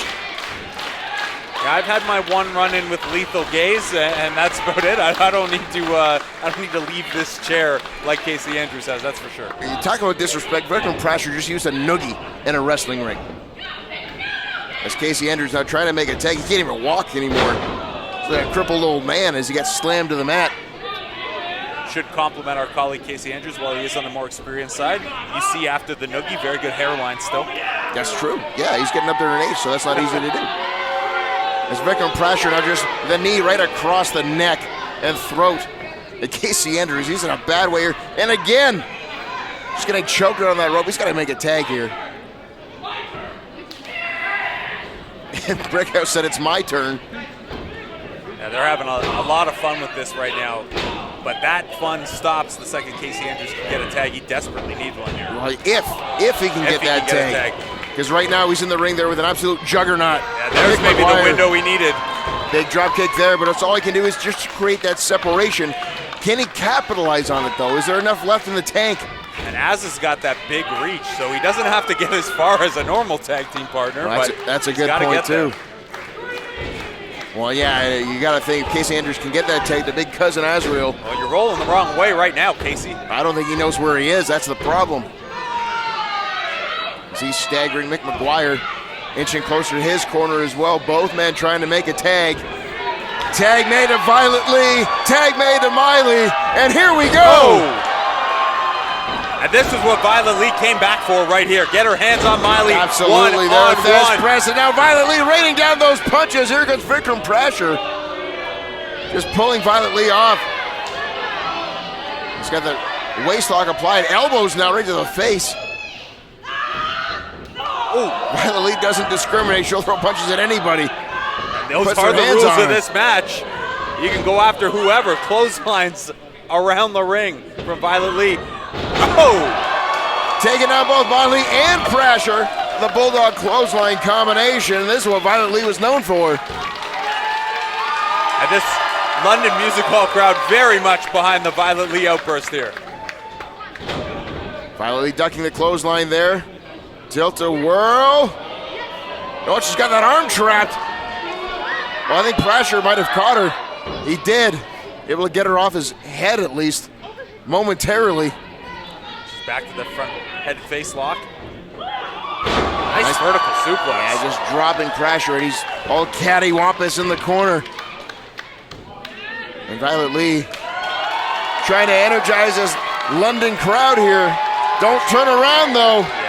There's the Brick House waiting. Oh, what a hit! Are you kidding me? Mick McGuire just headbutts Violet Lee right in the face. And that thing's like a cinder block. Yeah, no kidding. And just powering Violet Lee across the ring. Drops her to the mat. That might do it too. Violet Lee just, I don't know, she kicked out or just rolled out. There's Big Cousin Azrael says, well, pick on someone. Pick on someone your own size. Wasn't in there in time to break the cover up, but in there in time for a big power slam. Yeah, hits him with the Davy Boy. And McGuire's in trouble. Uh-oh, Miley up top. Yeah, good luck. Prasher up top too. Drop kick, and oh, that drops Azrael. Saved Miley there, even though she ate some of that drop kick. Well, now she's just assaulting the official now, pushing him down to the ground. Meanwhile, Vikram Prasher with a nasty eye rake to Casey Andrews. Casey Andrews up top, but he can't see a thing. Now Pressure just a right hand right to the side of the head of Casey Andrews, and Miley's lucky she didn't get herself disqualified there. Referee letting this thing go. I think slap to the face. Part of the referee's discretion here is probably knowing how badly this crowd wants an outcome. Well, I think part of it is the fact that he's probably scared of Miley. Oh, I don't blame him. Nice spear there from Violet Lee as Pressure now just realized what happened to Miley. Pressure's focus split a little bit here. He left Casey Andrews sitting up top. Well, hey, this thing's just breaking down. I have no idea who's legal in this matchup. Oh my God! You see the height of that choke slam? Well, I know who's out, and it's Vikram Prasher. And just the power of Azrael. Double team move. Casey Andrews coming off the second rope. Yeah, he hit him with the heart attack. Looks like he had one himself though in the process. As they're stacking up Mick McGuire. Well, McGuire can't pin Prasher. But we do know something Violet Lee was known for, and both of those guys are laying prone. Here we go. Moonsault connecting. Into the cover, 2. Team London. London has been reclaimed.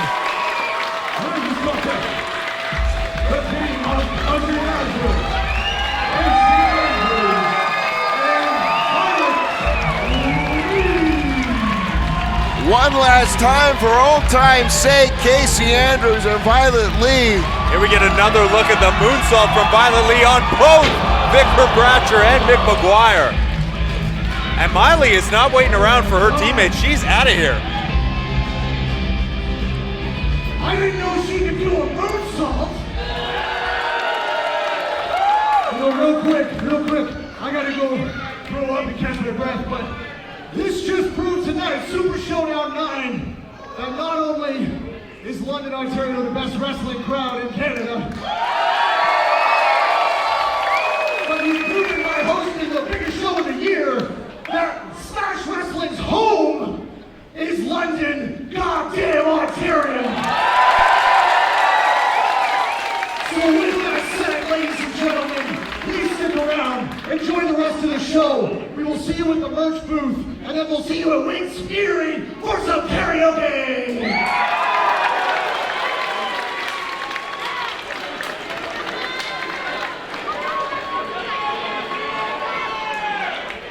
DDT's already displayed that they don't care. Oh, come on! My God!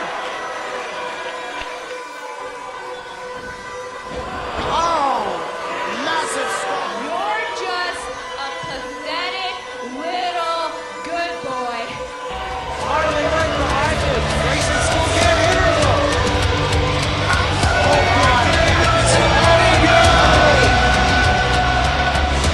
Black Super Showdown, it's you and me. In a dog collar match. I won't stop until I rip your throat out.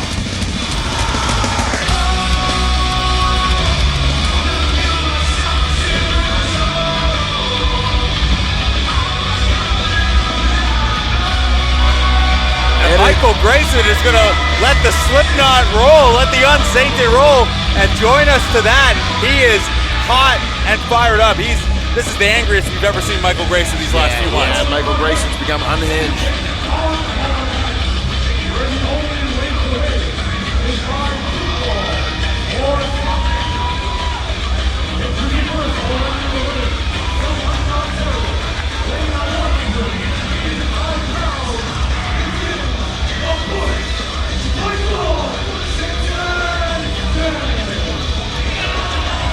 Grayson with all that pent-up aggression, and he's going to be able to unleash it here tonight in a dog collar match against his former best friend.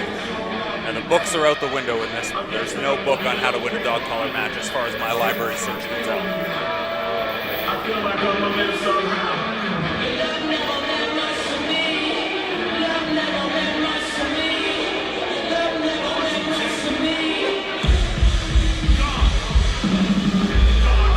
And here comes his opponent, Rodney Matthews.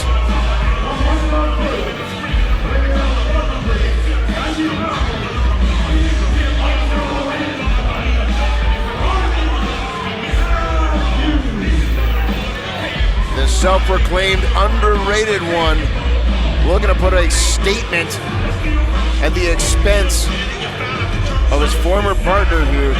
And how this all started was Rodney Matthews saying, hey, the reason I'm underrated, it's this guy right here. It's Michael Grayson. He's the dead weight. Yes, Books and Looks were the tag team title, but it was a year ago today at Super Showdown 8 that they lost those titles, the Tabernacle team, and Rodney Matthews and Miley decided, you know what? There's been a weight here dragging us down. Well, and it makes you wonder how long that was coming. It was all well and good when they kept retaining the titles, but the second they lost them, that's when Rodney Matthews dropped his so-called best friend. But these two men, their careers here in Smash Wrestling have been linked, and tonight, so will they. And to hear Rodney Matthews tell it, he's over this. He wants to move on. He's better than Michael Grayson. He's shown that he can beat Michael Grayson. He wants to be done with this. Michael Grayson is the one who has retired and then come back because, hey, this isn't done, and I feel like I'm lacking closure here. I'm saying it more emotionally than he has. He's gone emotionless. Give me a dog collar match. Well, there's the bell. You're right. Yeah, this is Michael Grayson. He's fighting for his honor. He's fighting for his own self-respect, and I can appreciate that. I can understand that. But he's in there with a very violent man in a dog collar match that he asked for. And it's interesting how it's gotten to this point where, the initial insult for Miley was that you're too nice, basically. You're a good dog, but you're pathetic. And that's where Michael Grayson has said, oh, you want a dog? Well, let's see if you can bring a tougher dog out, a meaner, a nastier dog. We'll see if we get that from getting it so far in the early going here. Absolutely. And here's the thing with a dog collar match as well, is you see Grayson trying to shorten the distance by shortening up and choking up on that chain. That chain is so dangerous because you don't have control over it at all times. That thing's flying around the whole time. And then you get caught precarious positions like this. And it's going to hurt, right? You put that over a fist, over a forearm, you wrap that around a midsection, that's going to add a little extra to everything. It's being dragged around by your throat, by your neck. It's not going to do you any favors either. Even something like the Irish whip into the corner we saw there, a lot more momentum on it if you control the head, you control the body, so to speak, and that thing's wrapped around your neck. Well, and more emphatically as well, there is nowhere to run. There is nowhere to hide from your opponent. You are linked throughout the course of this matchup. Only way to win pinfall or submission. Other than that, anything goes. And I'm sure Michael Grayson would appreciate the kind of literary metaphor of these two being linked together. Rodney Matthews, of course, wants that to be over. And here's the other danger of the dog collar. Yeah, you get topped over the top rope here. Well, it's one thing. It's very similar to a dog collar match as a strap match. In a strap match, though, you're connected by the wrist. They're connected to each other by the throat. It's a lot more dangerous. Well, yeah, it's dangerous, no kidding. As you see Grayson trying to choke the life out of Rodney Matthews here. And this is just showing you how far it's come, how far this has gone. And you don't often see someone dumped over the top rope back into the ring, but that's what Rodney Matthews had to do there because the leverage Michael Grayson's able to get with that chain. Oh, that's a chop. No chain to that one. That was just... Oh, and a knee right to the chest into a cover here. Leg hook, 2, kick out. I gotta say, I'm pretty surprised to see this level of aggression from Michael Grayson early on. I know he wanted this type of match, he wanted the revenge, but part of why Rodney Matthews and Miley keep getting the upper hand on him is he hasn't been able and willing to go to those depths. Well, now perhaps showing that he does have it in him, no more Mr. Nice Guy. The worst we've seen him do is shove a cake in Miley's face. Well, now he's looking to do a lot more than that here to Rodney Matthews. He's gonna shove his fist in Matthews' face. Punches in bunches from the books. Oh, and number 10's gonna have a little extra on it. Oh, what a low blow. Miscalculation there by the brainier part of Books and Looks. Well, you see Rodney Matthews saying he's not just about his looks. Oh! Power bomb connecting. And now a stomp into the face. You hear Matthews, you wanted this. But hey, listen to the crowd here as you hear them chanting overrated to the underrated Rodney Matthews. And oh no! And that is how dangerous a dog collar match can be. Just see him being whipped across the back with that chain. Asking the crowd who's overrated now.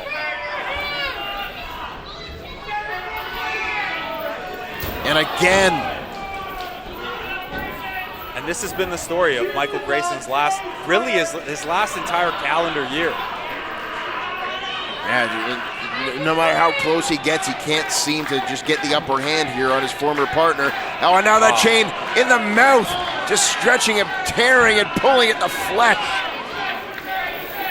Rodney Matthews has got gnarly tattooed across his chest there. And that's pretty gnarly. Yeah, that's absolutely right.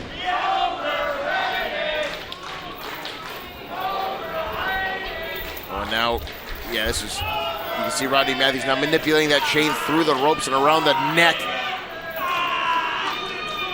They're just sadistic at this point.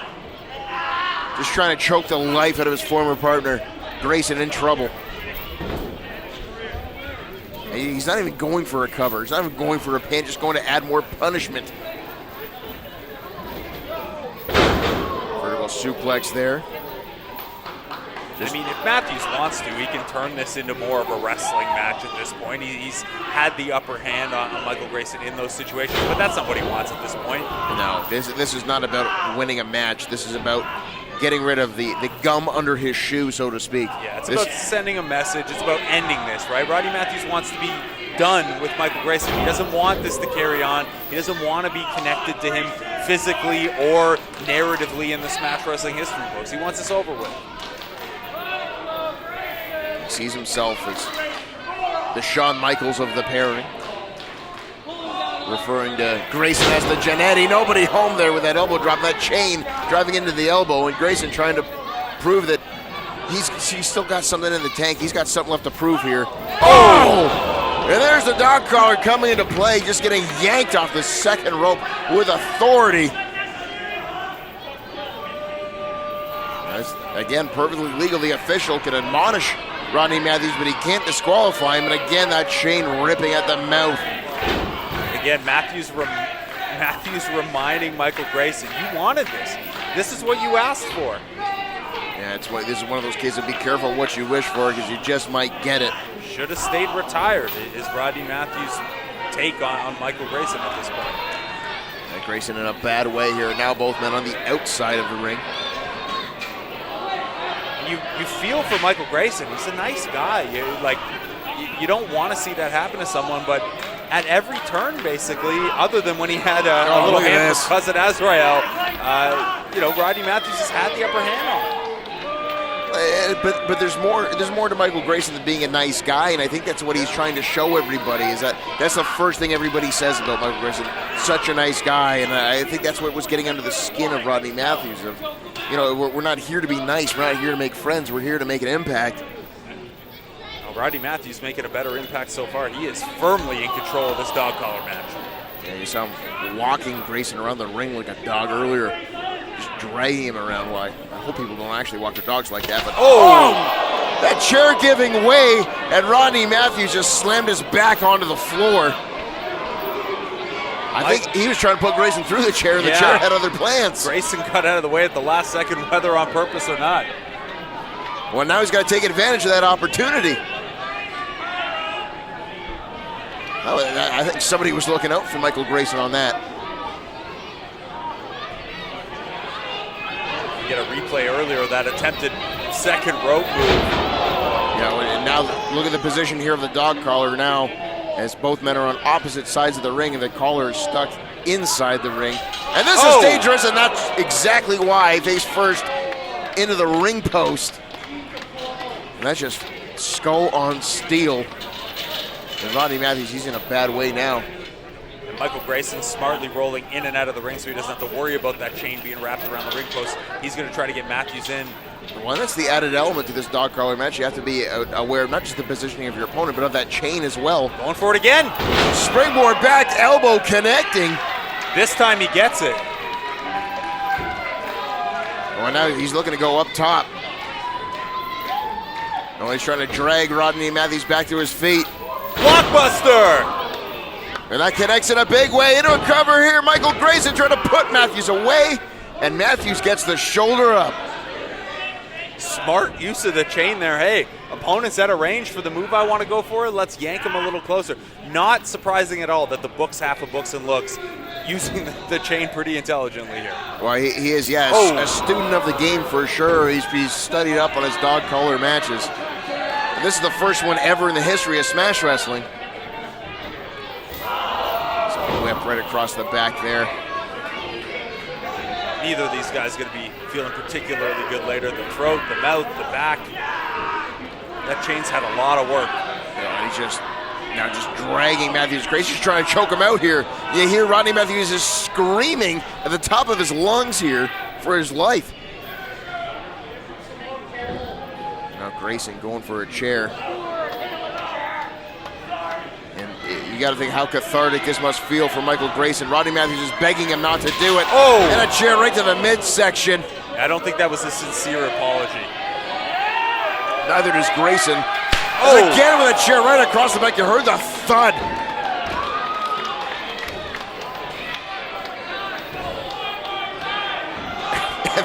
This crowd is sick. As they want Grayson to do it one more time. Look at the angle of that chair just bent around the body. And another one, jeez. How much punishment can one man take? And my question from earlier in this match, can Michael Grayson get to that place? Can he embrace the nastiness that this match is going to require? The answer, a resounding yes. Well, yeah, and right now, Rodney Matthews, he's got to be embarrassed right now. I mean, he asked for this at the end of the day, but right now he's getting his ass kicked by a man in a sweater vest. Oh! Leg drop into the chair, driving it into his face, and that might do it and here. Now the question is, does Michael Grayson want to end it? And it doesn't end it. Rodney Matthews, I mean, he can't lose this match, can he? For his own mentality. So we take one more look at this chair shot.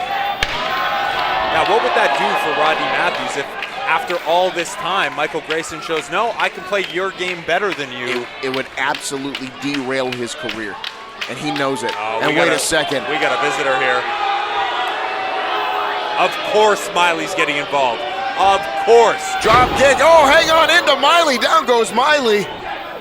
And Rodney Matthews doesn't even seem to care as he rolls up that chin cross fist cover. 2. Kicked out there from Grayson. Fistful of chain from Rodney Matthews. Thought he had it. Yeah, he did. I don't think he noticed what happened to Miley on the outside. I don't think he cares at this point in this rivalry, in this match. Yeah, he is blinded by rage right now. You see him shortening up on that chain yet again. Steps up. Oh! And that is not where you want to get hit with a chain. As here comes Miley now, checking on Rodney Matthews. And Grayson wrapping the chain around his fist, and he's measuring up Rodney Matthews. Or at least I hope it's Rodney Matthews who's measuring up. Oh, no! Oh, my God! Well, Michael Grayson just with a chain to the face of Miley. And Rodney Matthews is going to take advantage here. Oh, chair pro. Curb stop! Right into a chair, and is that enough to put Grayson away? It is. And Miley is out too, but Rodney Matthews with the win.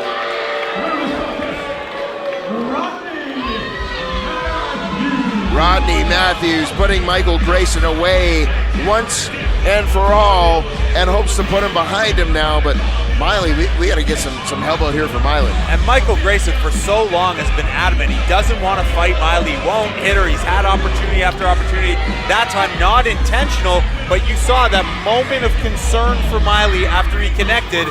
Rodney Matthews used it to pounce. That's the difference here once again. Well, he didn't just hit her. He hit her with a chain wrapped around his fist. You have to want, you know where Rodney Matthews and Miley are going from here. They're continuing on their way up. Where does Michael Grayson go? This is a man who was going to retire because of these two not that long ago, and he takes another loss from his former friends. I think you just answered your own question. I think he goes back into retirement. I think no ill will towards him. Like as you said, he's a great guy. But I mean, it's where else can you go after losing a match like this? Rodney Matthews and Miley will surely tell us coming out of this one, they're done with Michael Grayson. And as he gets attention in the ring here, I don't know what's next for him. I don't know what you do after a loss like that.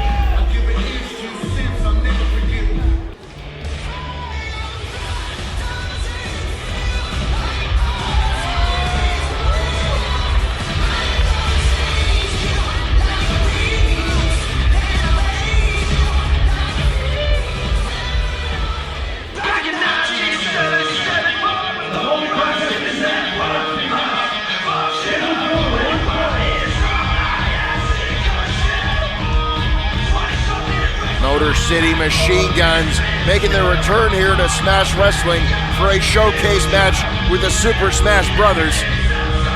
This one's going to be a clinic.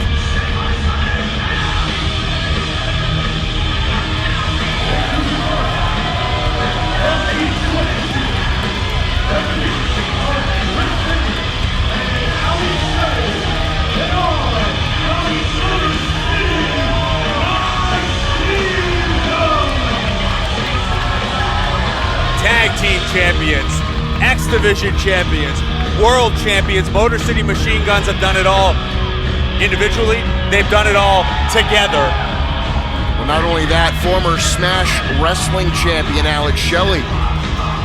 They've done it all, not just outside of Smash, they've done it all here as well. But they're taking on a couple of men who have been here since the very beginning in the Super Smash Brothers, Evil Uno and Stu Grayson. And then this one is going to be fun to watch. Yeah, that team, Super Smash Brothers, synonymous with Smash Wrestling, synonymous with Super Showdown.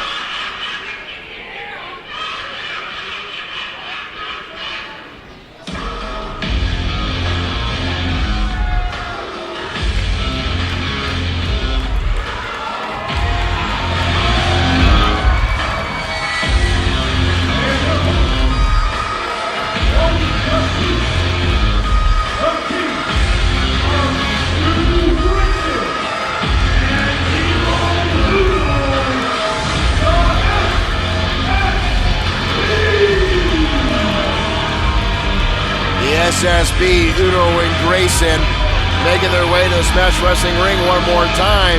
And you're right, they do have history here at Super Showdown, but as big as these matches that they've been and have been with the likes of the Willow Machines, with the likes of the Young Bucks, now they're in here with the Motor City Machine Guns. The SSB has never won a match at Super Showdown, and that just speaks to how tough it is to get to here, and not just get here, but win.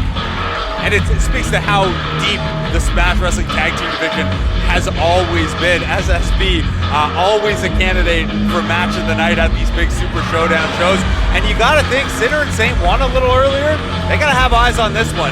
Motor City Machine Guns, rivals of theirs, have faced off in a three-way match that Sinner and Saint came up with, beating Dub Club.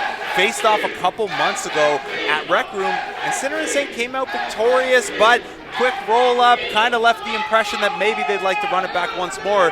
The winner of this one has to be considered right near the top of the contender list. Absolutely. You see the hands extended and mutual respect from both of these teams. This is much like a lot of the blood feuds we've seen earlier tonight. This one is quite the opposite.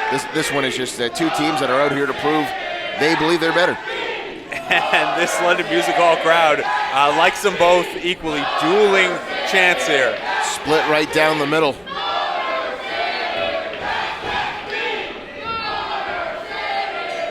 And there's the bell. This match now officially underway. That is Alex Shelley and Stu Grayson, the legal men, kicking things off here.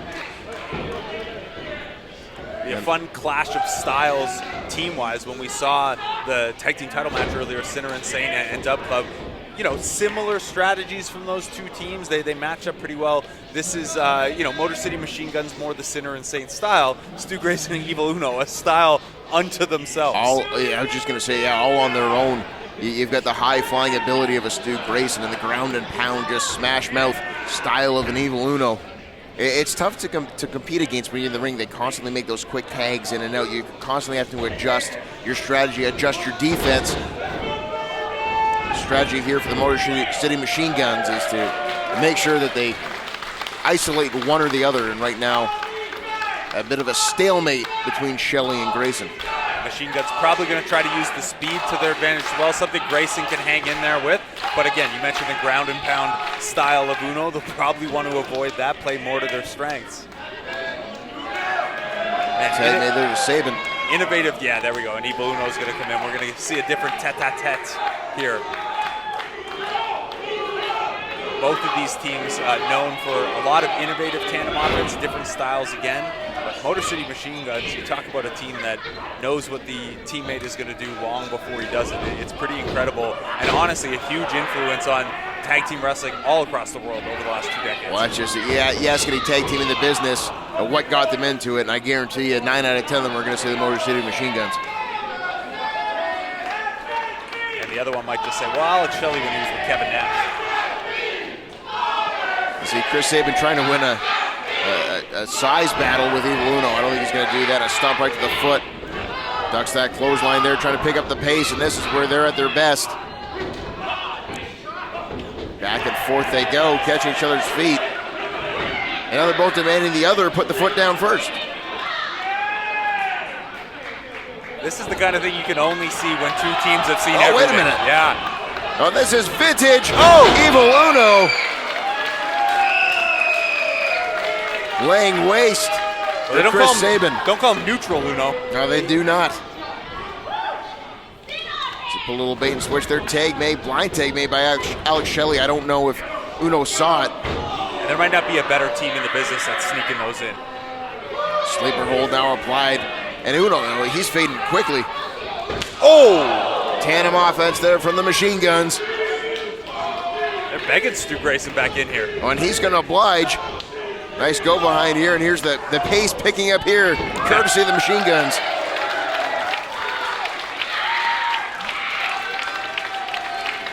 And they are standing tall here early. I'm surprised with how much of the offense they've taken already. As Uno's in a bad way here. He's crawling to a corner, and there's no partner there. Shelley working on that arm now as well. Again, maybe trying to take away some of the power out of Uno's game if they're worried about that striking ability. He's trying to pick apart the anatomy. And you see now Shelley mocking Evil Uno, saying, yeah, I can take your partner, you can't, you're too far away. Now stepping on the fingertips. It's not going to win you a match, but it sure is going to be painful for your opponent. And two teams this experience are probably pretty familiar with each other. Nothing wrong with a little bit of a mind game early on here. Oh, and Shelley trying to just rip that arm out of socket. He might have succeeded there. And now again, mocking Evil Uno. Now we're seeing signs of the Alex Shelley of old here, back when he was a Smash Wrestling champion and leader of that Fourth Gun faction. Oh, Grayson helping his partner out there, and then stereo boots to Shelley. And now here come the SSB. Tandem offense together to pick it apart. Chris Sabin. Oh, DDT connecting. And a lion salt from Grayson. Man, that's smooth. Well, that's the one thing about Stu Grayson, just the fluidity of his offense. Just launching himself across the sternum of Alex Shelley, and now Evil Uno dragging him to the center of the ring. Cover here.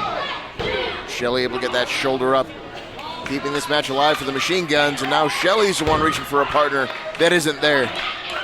Sabin still collecting himself. And now turnabout fair play. Evil Uno now stomping on the hand of Shelley and now mocking him for not being able to make a tag. I love it. Two teams that are matched up very, very well physically and stylistically. Oh! And again, more tandem offense from the SSB into a cover here. Only a one count there. Match up well physically. Can you get the mental edge? Can you win the psychological battle? Generally an area Evil Uno specializes in. Well, and you got to believe it. For the SSB, they got to feel like in this matchup, this is more home turf, home field advantage for them, as they're more common here in Smash Wrestling than the Motor City Machine Guns. But Motor City Machine Guns, rumors, of course, swirling about their free agency and where they're going to wind up. Nice modified flatliner there from Shelley into the middle turnbuckle on Grayson. But they might just be looking to make Smash Wrestling their new home as well. They could be. This is I believe, their last announced date right now. As again, like you said, questions swirl about where to next for Motor City Machine Guns. Could be to the Smash Tag Team title picture again if they win this one. Chris Sabin now measuring Stu Grayson. Dragging him to the center of the ring, looking for that delayed neck breaker, and he connects with it. Adding some English to it, into a cover here, too, and a kick out there from Grayson, but you can see him still favoring that neck. And right to a side neck crank there for Sabin. He recognized it like you did, and he's staying on top of it. Yeah, that cravat is locked in deep. He's trying to change the angle of the neck. You can lose a UFC middleweight title that way. Absolutely. Double feet right to the face there of Stu Grayson, and now here comes that offense they're known for. Crisscrossing the arms. they come at you so fast you don't know where they're coming at you from. And even with that speed, notice all those strikes, the tandem strikes, the dual clothesline, everything targeted from the chest up right now on Stu Grayson. You show that one quick second of weakness about one body part, Motor City Machine Guns all over it with Stu Grayson's and that's it, and a lot of these guys, they're professionals. You try to hide the fact when you're hurt, but Stu Gray, he can't. That's how much this punishment he's taken in this match. Back and forth these two go. And I think you're right. I think the Machine Guns have found a target of which to work here on Stu Grayson. Stu Grayson planting his foot in the mat there, and now drop toe hold, drops it down to a foot, but he caught himself before his face connected with the mat. But Saban's gonna help him. Nice bulldog there from Saban. Cover two. Grayson gets the shoulder up, but he's gotta make a tag, and he's a long, long way away from Evil Uno. And you can see the experience level of Saban. He goes for that cover. First thing he does when he pops up, checks the ring area. Where's Evil Uno? Where's the tag? Where's the threat? Great ring awareness. These guys have been teaming for a long time. Again, very few teams you've seen in the history of wrestling stay together this long, be this effective, and then also have so much success individually as well. Yeah, there's almost no weakness in the game of the Machine Guns here. And again, you see those arms crossed across the throat here of Stu Grayson. He's in trouble. Again, that offense to the neck and the throat. Uno had no choice here. Yeah, you can only stand by and watch your partner get assaulted for so long before you got to do something about it. Yeah, but unofficially use one of the warnings you figure the official will give you there. And you see that backcracker now applied. The issue here, though, Evil Uno gets dumped to the outside. Stu Grayson still hasn't been able to tag out, still has nobody to tag to. Yeah. I understand what he was trying to do, trying to help his partner, but he might have done more harm than good there. Whoa, Grayson matrixes his way out of a clothesline into a Pele kick. And that Pele kick connecting firmly across the top of the dome of Alex Shelley. Trying to will himself into the corner. Can Grayson make the tag? He does. And now here comes Uno. Shelley, though, able to fight him off, and he makes a tag as well. Here comes Chris Sabin trying to pick that pace up. Sliding drop kick right into the face of Grayson. Up goes Saban, nice drop kick there, sending Uno head over heels. Man, there's that ring awareness and speed again. First thing, clock where the other guy is, lay him out if you have a second. Almost like a game of chess. Saban knew what he was going to do 4 moves ahead of time there. Speed chess, though. Yes. This drop kick sends Uno into the corner. Here come the Machine Guns again. Tandem offense right to the skull of Uno. Oh! And that kick caught him clean, but it knocked him right out. Cover, kick out from Uno. You see Uno, he's laboring, trying to catch his breath there. I don't think he knows quite where he is. But the London Music Hall trying to will Evil Uno back into this matchup. I think the London Music Hall just wants this match to keep going. It seems whoever needs it is who the crowd gets behind today. And now you see Shelley strike. Oh! Rare miscommunication from the Motor City Machine nobody Guns. Home there, and now Uno looking to take advantage. Raining those punches in. The big right hand dropping Saban, and now here's some more for Shelley as well. Stiff jabs, and then the big right hand. Uno hasn't got to use that striking advantage a ton yet in this match, but here we go. Right now, yeah, he's in firm control of both of the Machine Guns. Grayson cheering him on. Head first into each other, and now Uno is digging into his pocket. What's he got? He's got a dirty gym sock. And a tribute to Mick Foley as he puts that disgusting sock on his hand. And I got one guess of where he's gonna stick it. He's trying to go right for the mouth of Chris Sabin, but he's saved by his partner. Ate a thrust kick there from Shelley for his troubles. Yeah, the Mick Foley homage, right down to the shaggy dress shirt and poorly tied tie. Oh, I think he just forgot to do his laundry. And Motor City Machine Guns now. What are they going for here? We're never gonna know, because Uno's got that sock placed firmly in the gullet of Chris Sabin. Sabin and Shelley going for a tandem move to the outside. Shelley holding the ropes open extra wide, but they get caught. And now Grayson's back and fresh. Oh, and a knee That caught Sabin right in the chin.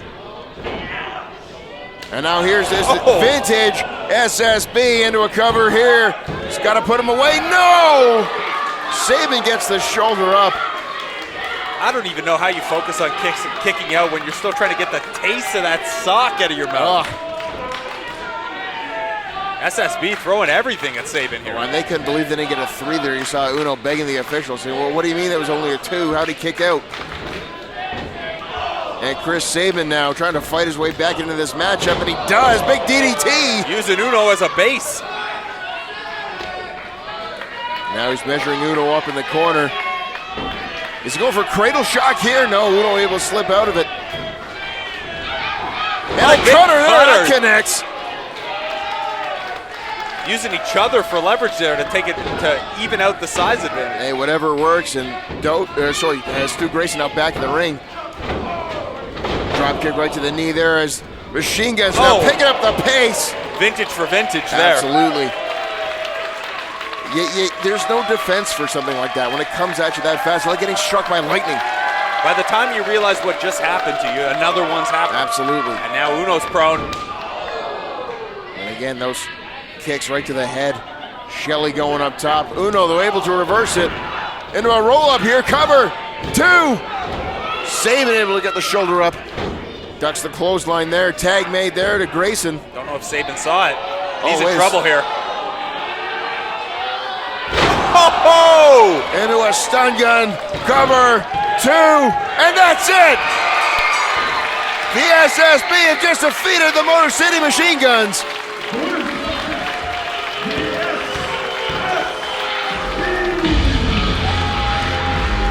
Well, I hope Sinner and Saint were watching. You get a win against the Motor City Machine Guns, you might be next up for those Smash Tag titles. Well, you got to believe it puts him at least up there towards the front of the line for an opportunity. What a match that was, just back and forth the whole way through. Non-stop action from the Machine Guns, non-stop innovation from the SSB, right down to that finish. Well, and SSB get the monkey off their back, picking up a huge victory here at Super Showdown. And what a big victory that is.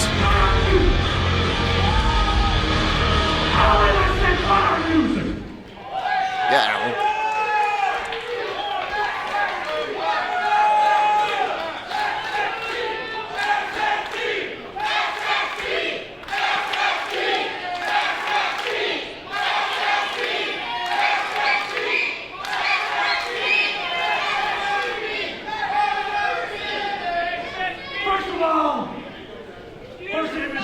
One of the very best tag teams in the world. This is only proof that SSB is one of the very best to ever do it. And it's time we prove that. It's been 6 years since we've been in Smash Wrestling.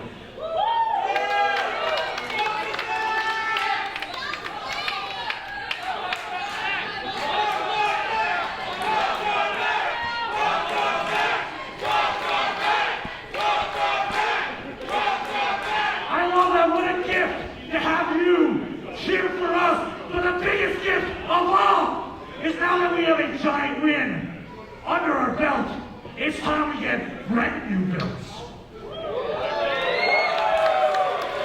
I know that your champions are Sinner and Sect, 2 of the very best in the world today, and I do not take them lightly. But if they think on October 4th in Toronto that we will not walk away the new Smash Wrestling champions.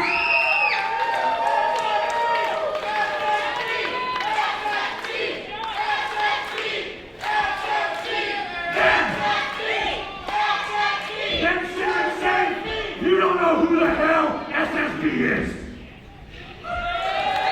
We're coming for those championships and we're walking away tag team champions.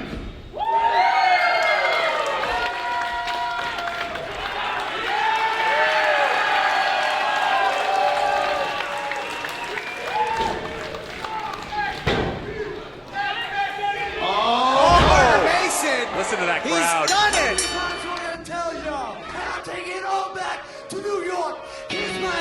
odds are not in Psycho Mike's favor. He can't see anything. 1/3. Whoa! Oh my God! Down goes Mason. I'm back. Knee to the back of the head. Cover 2, 3. Of the Northern, he heads the Super Showdown with a Smash Heavyweight Championship shot. If you beat Derek 101, that main event will then be a 3-way. Did he just throw that fan in front of Derek? That's Carter Mason. Super Showdown. It's a triple threat match. Tarek chasing Carter Mason off. And maybe Carter Mason has just made the ultimate chess move.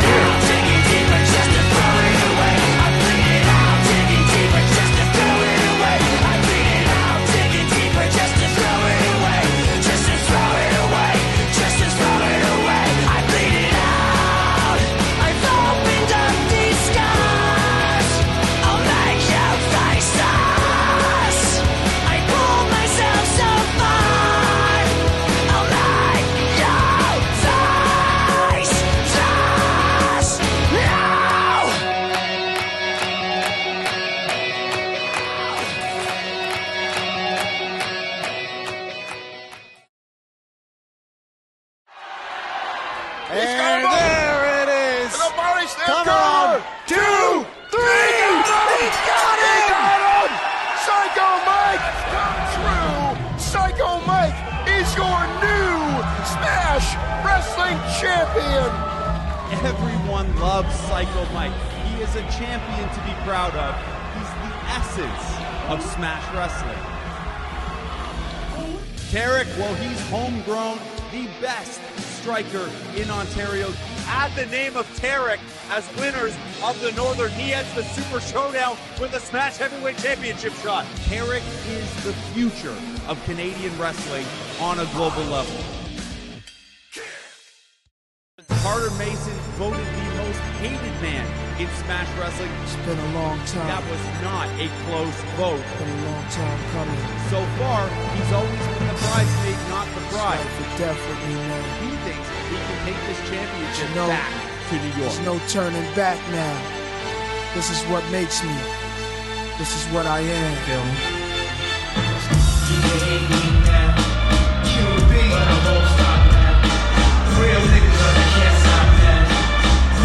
Well, the time for talk is over. It is time now for the main event of Super Showdown 9. Triple threat action for the Smash Wrestling Championship. Challenger number 1, Carter Mason. Carter Mason's never known a time when it wasn't time for talk. So instead he's come out with all the gear imaginable. That Freestyle Catalyst Championship, wearing his medal proudly. Most hated man in Smash in the year 2023. It's not even remotely close vote. Carter Mason embracing the hate from the Smash Wrestling crowd. Well, I just did a personal poll in my own head, and he's still the most hated in my eyes, too. And this is a man who is not happy with me, not happy with you, not happy with Sebastian Suave, anyone else who's been on commentary. He is fueled by this hate and feels very justified in everything he's said over the last 2 years. Since, I mean, if you can believe this still, getting booed more than Kevin Bennett when we first relaunched. Oh, yeah, this is Carter Mason's now 7th opportunity at the Smash Wrestling Championship. The time for talk is over. Don't talk about it, Mason. You gotta be about it. And tonight we're gonna find out if he's got it, what it takes here on the biggest stage we have.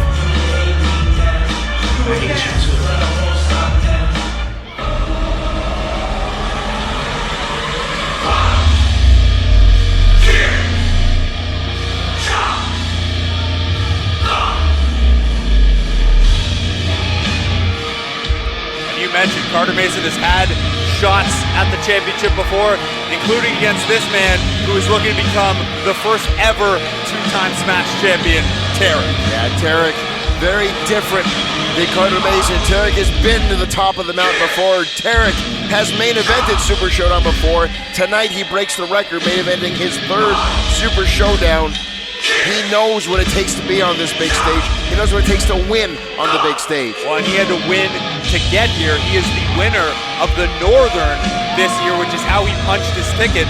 We'll recap for you how Carter Mason managed to win here. Carter Mason was not medically cleared to be in the Northern tournament after suffering an injury in a match against Mustafa Ali right before, but he's managed to make this a triple threat. Traditionally, it'd be one-on-one, the winner of the Northern against the champ. Well, and of course, that sparked the conspiracy theory in the head of Carter Mason. That's always been there, that chip on the shoulder, that he's being held down here in Smash Wrestling. There's no holding down this guy. Yeah, I mean, you could try.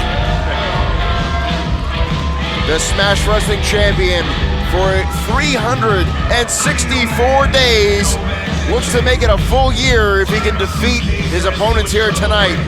Psycho Mike. Always a well-liked guy, but at Super Showdown 8, when he finally ended the 1,000-plus day reign of Kevin Bennett as champion, I think everyone's heart grew a little bigger that day for Psycho Mike. Well, and that was, there's no bigger victory in the career for Psycho Mike than last year, the main event of Super Showdown, defeating Bennett inside of a steel cage. But he looks to eclipse that here tonight. And it's been all momentum since. 10 title defenses, 8 of them firmly successful. 2 of them ended with, Tarek coming in and some nonsense in a few of them, but successful defense pretty much every single Smash Wrestling card. And he's looking to do it again here tonight. Side note, quick shout out to Chrissy Bowman for some of the stats we've had here tonight. As Psycho Mike, we see him now posing with that title, perhaps for the last time though, Blake. You see Tarek and Carter Mason just staring as we go down to Dustin. The following contest is a triple threat match scheduled for one fall. It is your main event of the evening, and it is for the Smash Wrestling World Championship. Introducing participant number 1 to the corner to my right, from Calgary, Alberta, weighing in tonight at 205 pounds. He is a former Smash Wrestling champion, Mr. Punch, Kick, Shot, Tarek! I don't know if there's anybody in Smash Wrestling history more intense than Tarek. Introducing participant number 2 in the corner to my left, from Brooklyn, New York, weighing in tonight at 170 pounds. He was voted the 2023 Most Hated Wrestler of the Year. He is the Dallas Freestyle Champion. He is the Joe Pesci of professional wrestling. This is Big Papa Carter. I don't even know what the Joe Pesci of professional wrestling means, but I kind of agree with it. This is in participant number 3 in the corner to my far right. From Psychoville, weighing in tonight at 235 pounds. He is the reigning and defending Smash Wrestling World Champion,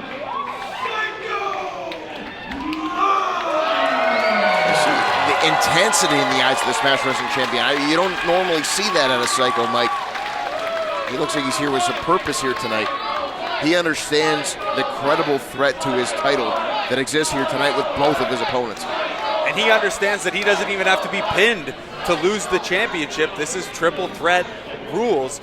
Carter Mason could pin Tarek. Tarek could pin Carter Mason. Psycho Mike doesn't have to be involved in the decision. A huge threat, one that he was okay with.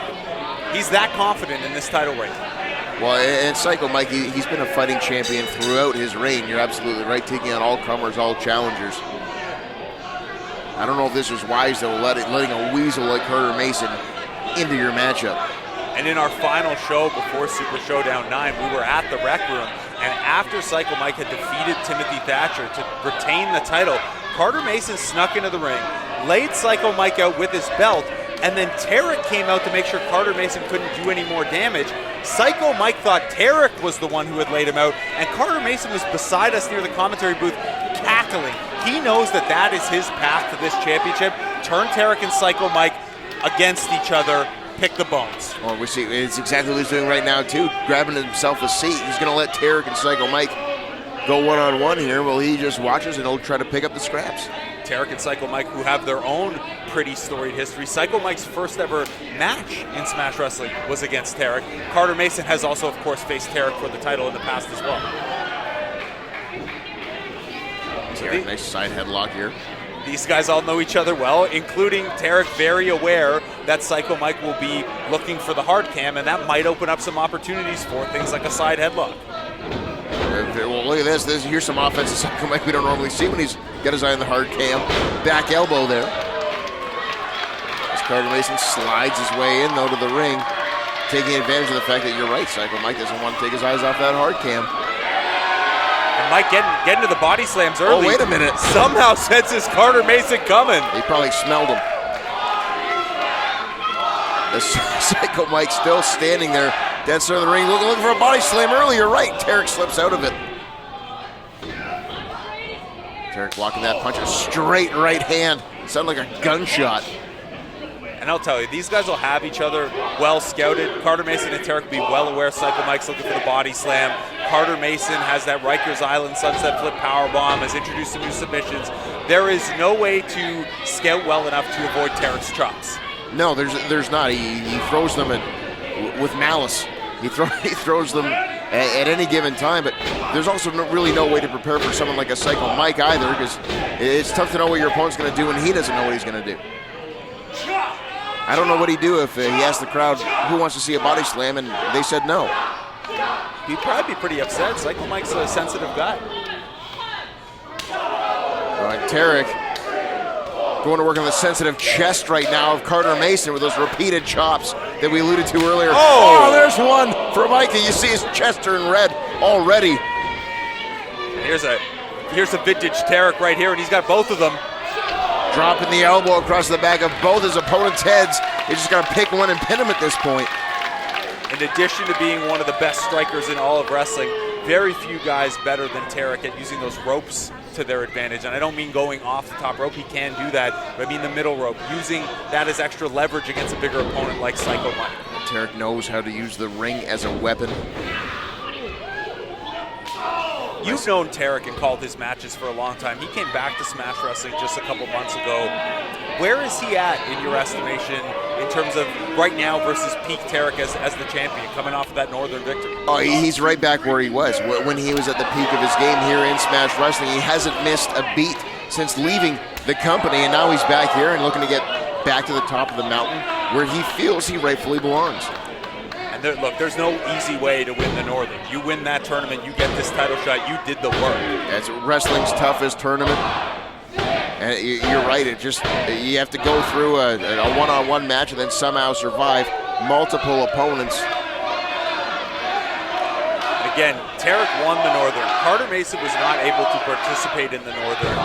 A week before that tournament, and again, Psycho Mike, we want to talk about vintage offense, but a week before that tournament, Carter Mason faced Mustafa Ali. Great opportunity, tremendous match, but he came in with an injury, and in Carter Mason's belief, Smash Wrestling put him in that match so close to the Northern with intention. So, Sebastian, oh my goodness! Carter Mason throwing caution to the wind.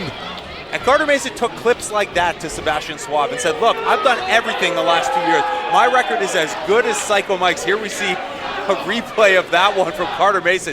My goodness. And Sebastian Suave had to say, you know what? You have a point. If you can beat Tarek, you can get in the match. He did it in a sneaky Carter Mason way, but he earned his way here, beating Tarek via countout a couple months ago. Oh! And there's the first body slam in the matchup. First of what I assume will be many. Oh, right on cue. Followed up by the second, and both Tarek and Carter Mason rolling to the outside. Yeah, they don't want any part of that. Look at Mike's chest from those chops from Tarek, though. He's in control right now, but that thing is purple already. Up and over. Psycho Mike landing on his feet. And a little shrug. Well, who knew he had that in him? Yeah, I can fly too. What's it to you? Yeah. Body slam, tope. No big deal to Psycho Mike. But he's got to get one of them back in the ring to go for the cover. Picking up Carter Mason by the braids. It's been interesting to watch Mason over the last little while, too. Obviously, he's been targeting Psycho Mike. He wants that title. We've seen him introduce some submissions to his game. Oh, Tarek cutting off Psycho Mike there. Well, I don't think anyone has evolved themselves in Smash Wrestling more than Carter Mason has to elevate himself to where he believes he's always deserved to be. He's gone from undesirable to undeniable, and now he's trying to end the reign of Psycho Mike. And he might do it by pitting Tarek here if he can land this offense, but Tarek able to fight out of it. And then, that punt kick. Trying to kick the head off of the shoulders of Carter Mason. Looking for that backpack stunner. And he drills him dead center of the ring. We might have a new Smash Wrestling champion, and his name is Tarek. No. Very nearly the first two-time Smash champion. Psycho Mike couldn't get back in time, but Carter Mason saves his title. It doesn't get much closer than that without the referee counting 3. And this crowd calling for another body slam. And there's that height, that leaping ability of Tarek there on display as he goes for another backpack stunner here now, this time on the champion. A much larger guy to do this to, and Mike's able to push out. Ooh. Spinning punt kick, and that just rocked Tarek hard. And he catches the foot of Mason, traps the leg here.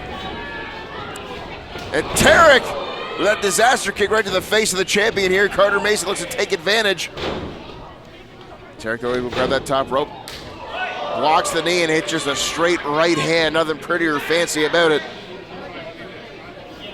Stacks Mason up on the shoulders. Looking for a little go-to-sleep action there, but Mason has it well scouted. And now all 3 of these men just fighting for position right now. Another disaster kick this time. Psycho Mike ducks it. And a spine buster there. And that time Tarek was actually looking to hit Mike with it, not looking to hit Mason, with Mason ducking out of the way. Got hit with that spine buster. Another spinning pump kick, this time Mason moving out of the way. Oh, dragon screw leg whip, and he's going to go right into figure 4. I mentioned earlier, Mason's been adding more submission to his game over the last couple months. I think because he knew against Psycho Mike as champ, you're not going to get him for that powerbomb maybe. Well, and that's just it. You got to find other ways to win, and Carter Mason has been trying to do just that. Now he's got that figure 4 leg lock locked in deep, and you see him now doing that reverse push-up for added leverage. And Tarek's got to get to Mike here because Tarek could lose his opportunity. Huge elbow drop there from Tarek across the chest of Mason. That's one way to break up a submission. Absolutely. Well, that's the danger in a triple threat match. You have to have your eyes on both opponents, not just one. Tarek measuring the champion up in the corner. Psycho Mike in a bad way. Gets out of dodge, though, and follows up with that thrust kick. And now it is Mike stacking Tarek up on the top rope. And another kick right to the side of the head. Unbelievable the height and force Mike's able to get onto those. Obviously a very tall guy, but the flexibility, the speed, the burst. Tremendous athlete. He didn't become Smash Wrestling champion by accident. As Mason just spitting water, I believe that was, in the face of both men. There it is! The Rikers Island sunset flip bomb. He did hit it, but he's going right into a submission again instead of looking for the pin. Right into a Boston Crab there. I didn't know he'd be able to get that on Mike. He finds an opportunity. All right, he takes full advantage of it. Now look at the torque on the back, that lower back of Psycho Mike. But Tarek again able to break it up. And all 3 men are down. This championship match continues. Something's got to give, though. And I didn't expect it to go this way, where Tarek's having to bail out Psycho Mike a couple of times, and of course, out of self-interest, need this match to continue. But Carter Mason having Psycho Mike maybe near a submission a couple of times. Oh my!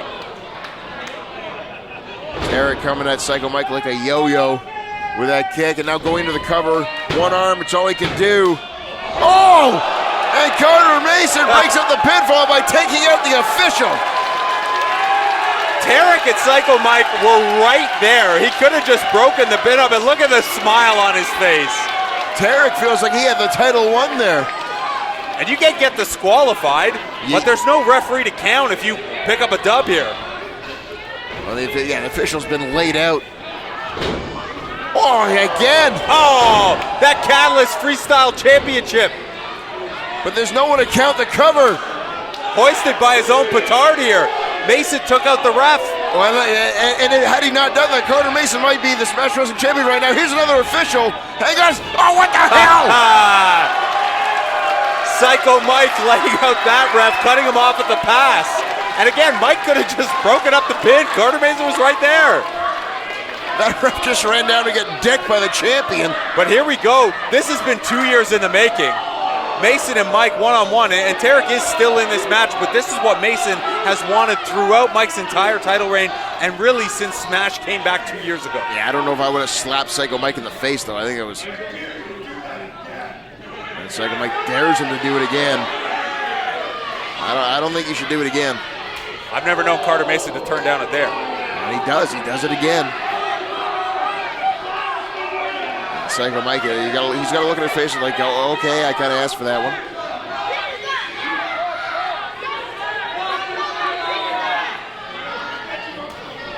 Oh, he's going to dare him to do it again, and Carter Mason now just, playtime's over. Carter Mason raining down the punches across the face of the champion. Oh, no. Oh!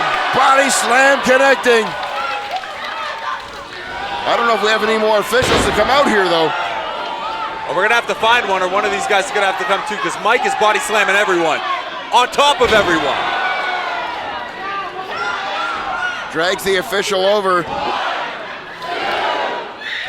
Oh, both men kicked out. I don't know if that would have counted. The official's not alive to ring the bell. Well, maybe he's alive, but he's not awake. Well, Mike's trying to administer CPR now. That is not how you do it, Mike. You gotta do it, staying alive. Follow the beat. Also, there's got to be a Smash Wrestling HR handbook that you can't put your mouth on the mouth of a referee. No, Psycho Mike, of all people, knows that handbook inside out. Oh! So he would know. And after Psycho Mike revived the ref, he's down again. Tarek with that corner attack. He's looking for Carter Mason up top. A huge chop right to the chest of Carter Mason. Now Tarek, he might be looking for that backpack stunner. He's going to go avalanche style with it. After he nearly chopped that tattoo off Mason's chest. From the second rope. There's the power of Tarek. Oh! Backpack stunner connecting. That's got to do it. But again, there's no official. If we had a healthy referee, we might have a new champ, but Psycho Mike's there to cut it off just in case. Well, even if we did have a healthy official, two of them just got punched in the face. I don't know if I want to be rushing to get out here. Go to sleep! Or a kick version. Well, it connected, and now both Psycho Mike, Carter Mason dangle on that second rope, and Tarek might be going for that elbow drop one more time. Last time from the floor, he might be thinking from higher places this time.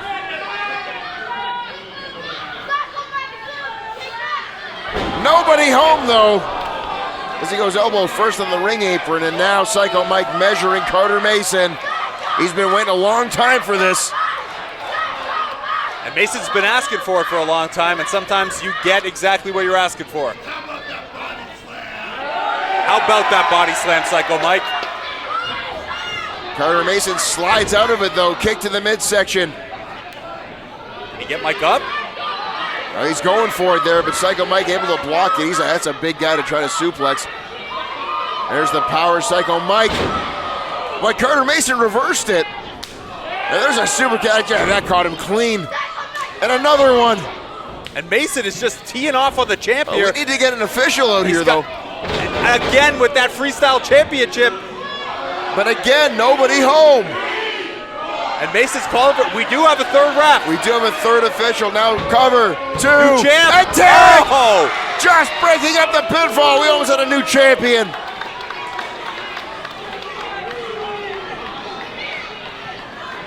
Can you believe if it was a split second sooner, Carter Mason would be the Smash Wrestling champion right now? Yeah, that referee was just a hair faster. He'd take that belt back to New York. I don't know if we'd see it again. That's a great point. We might not. I didn't want to think about that. As now Tarek and Carter Mason just slugging it out. We've seen these two battle a lot lately. Pretty even in the results, pretty even in each match. Look for that disaster kick again. Right in front of the official, but the official can't do anything. No disqualification. Triple threat rules, DDT. And he rolls through right into a guillotine. Again, the submission game added to Carter Mason's arsenal. And that is cinched in deep. dead center of the ring. He's got the legs grapevine around the waist. Psycho Mike's got to get back in here. Yeah, Tarek might be out. Yeah, he's got nowhere to go here. On Psycho Mike, capturing the wrist of Tarek, not letting it drop. And now what? Look at the power of Psycho Mike. Fisherman Buster into a cover. And Psycho Mike retains the title.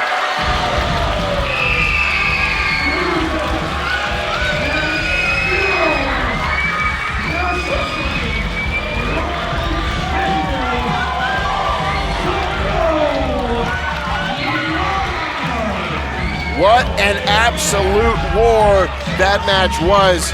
As we take one more look at the closing moments. Carter Mason saving the title by super kicking the referee. That became the story of the match. Who would win the match, and was there a referee available to count it? Carter Mason thought he had it won multiple times. And he would have had it won multiple times, but Psycho Mike standing tall now. You see that stare down with Tarek, and Tarek knows he came so close as well.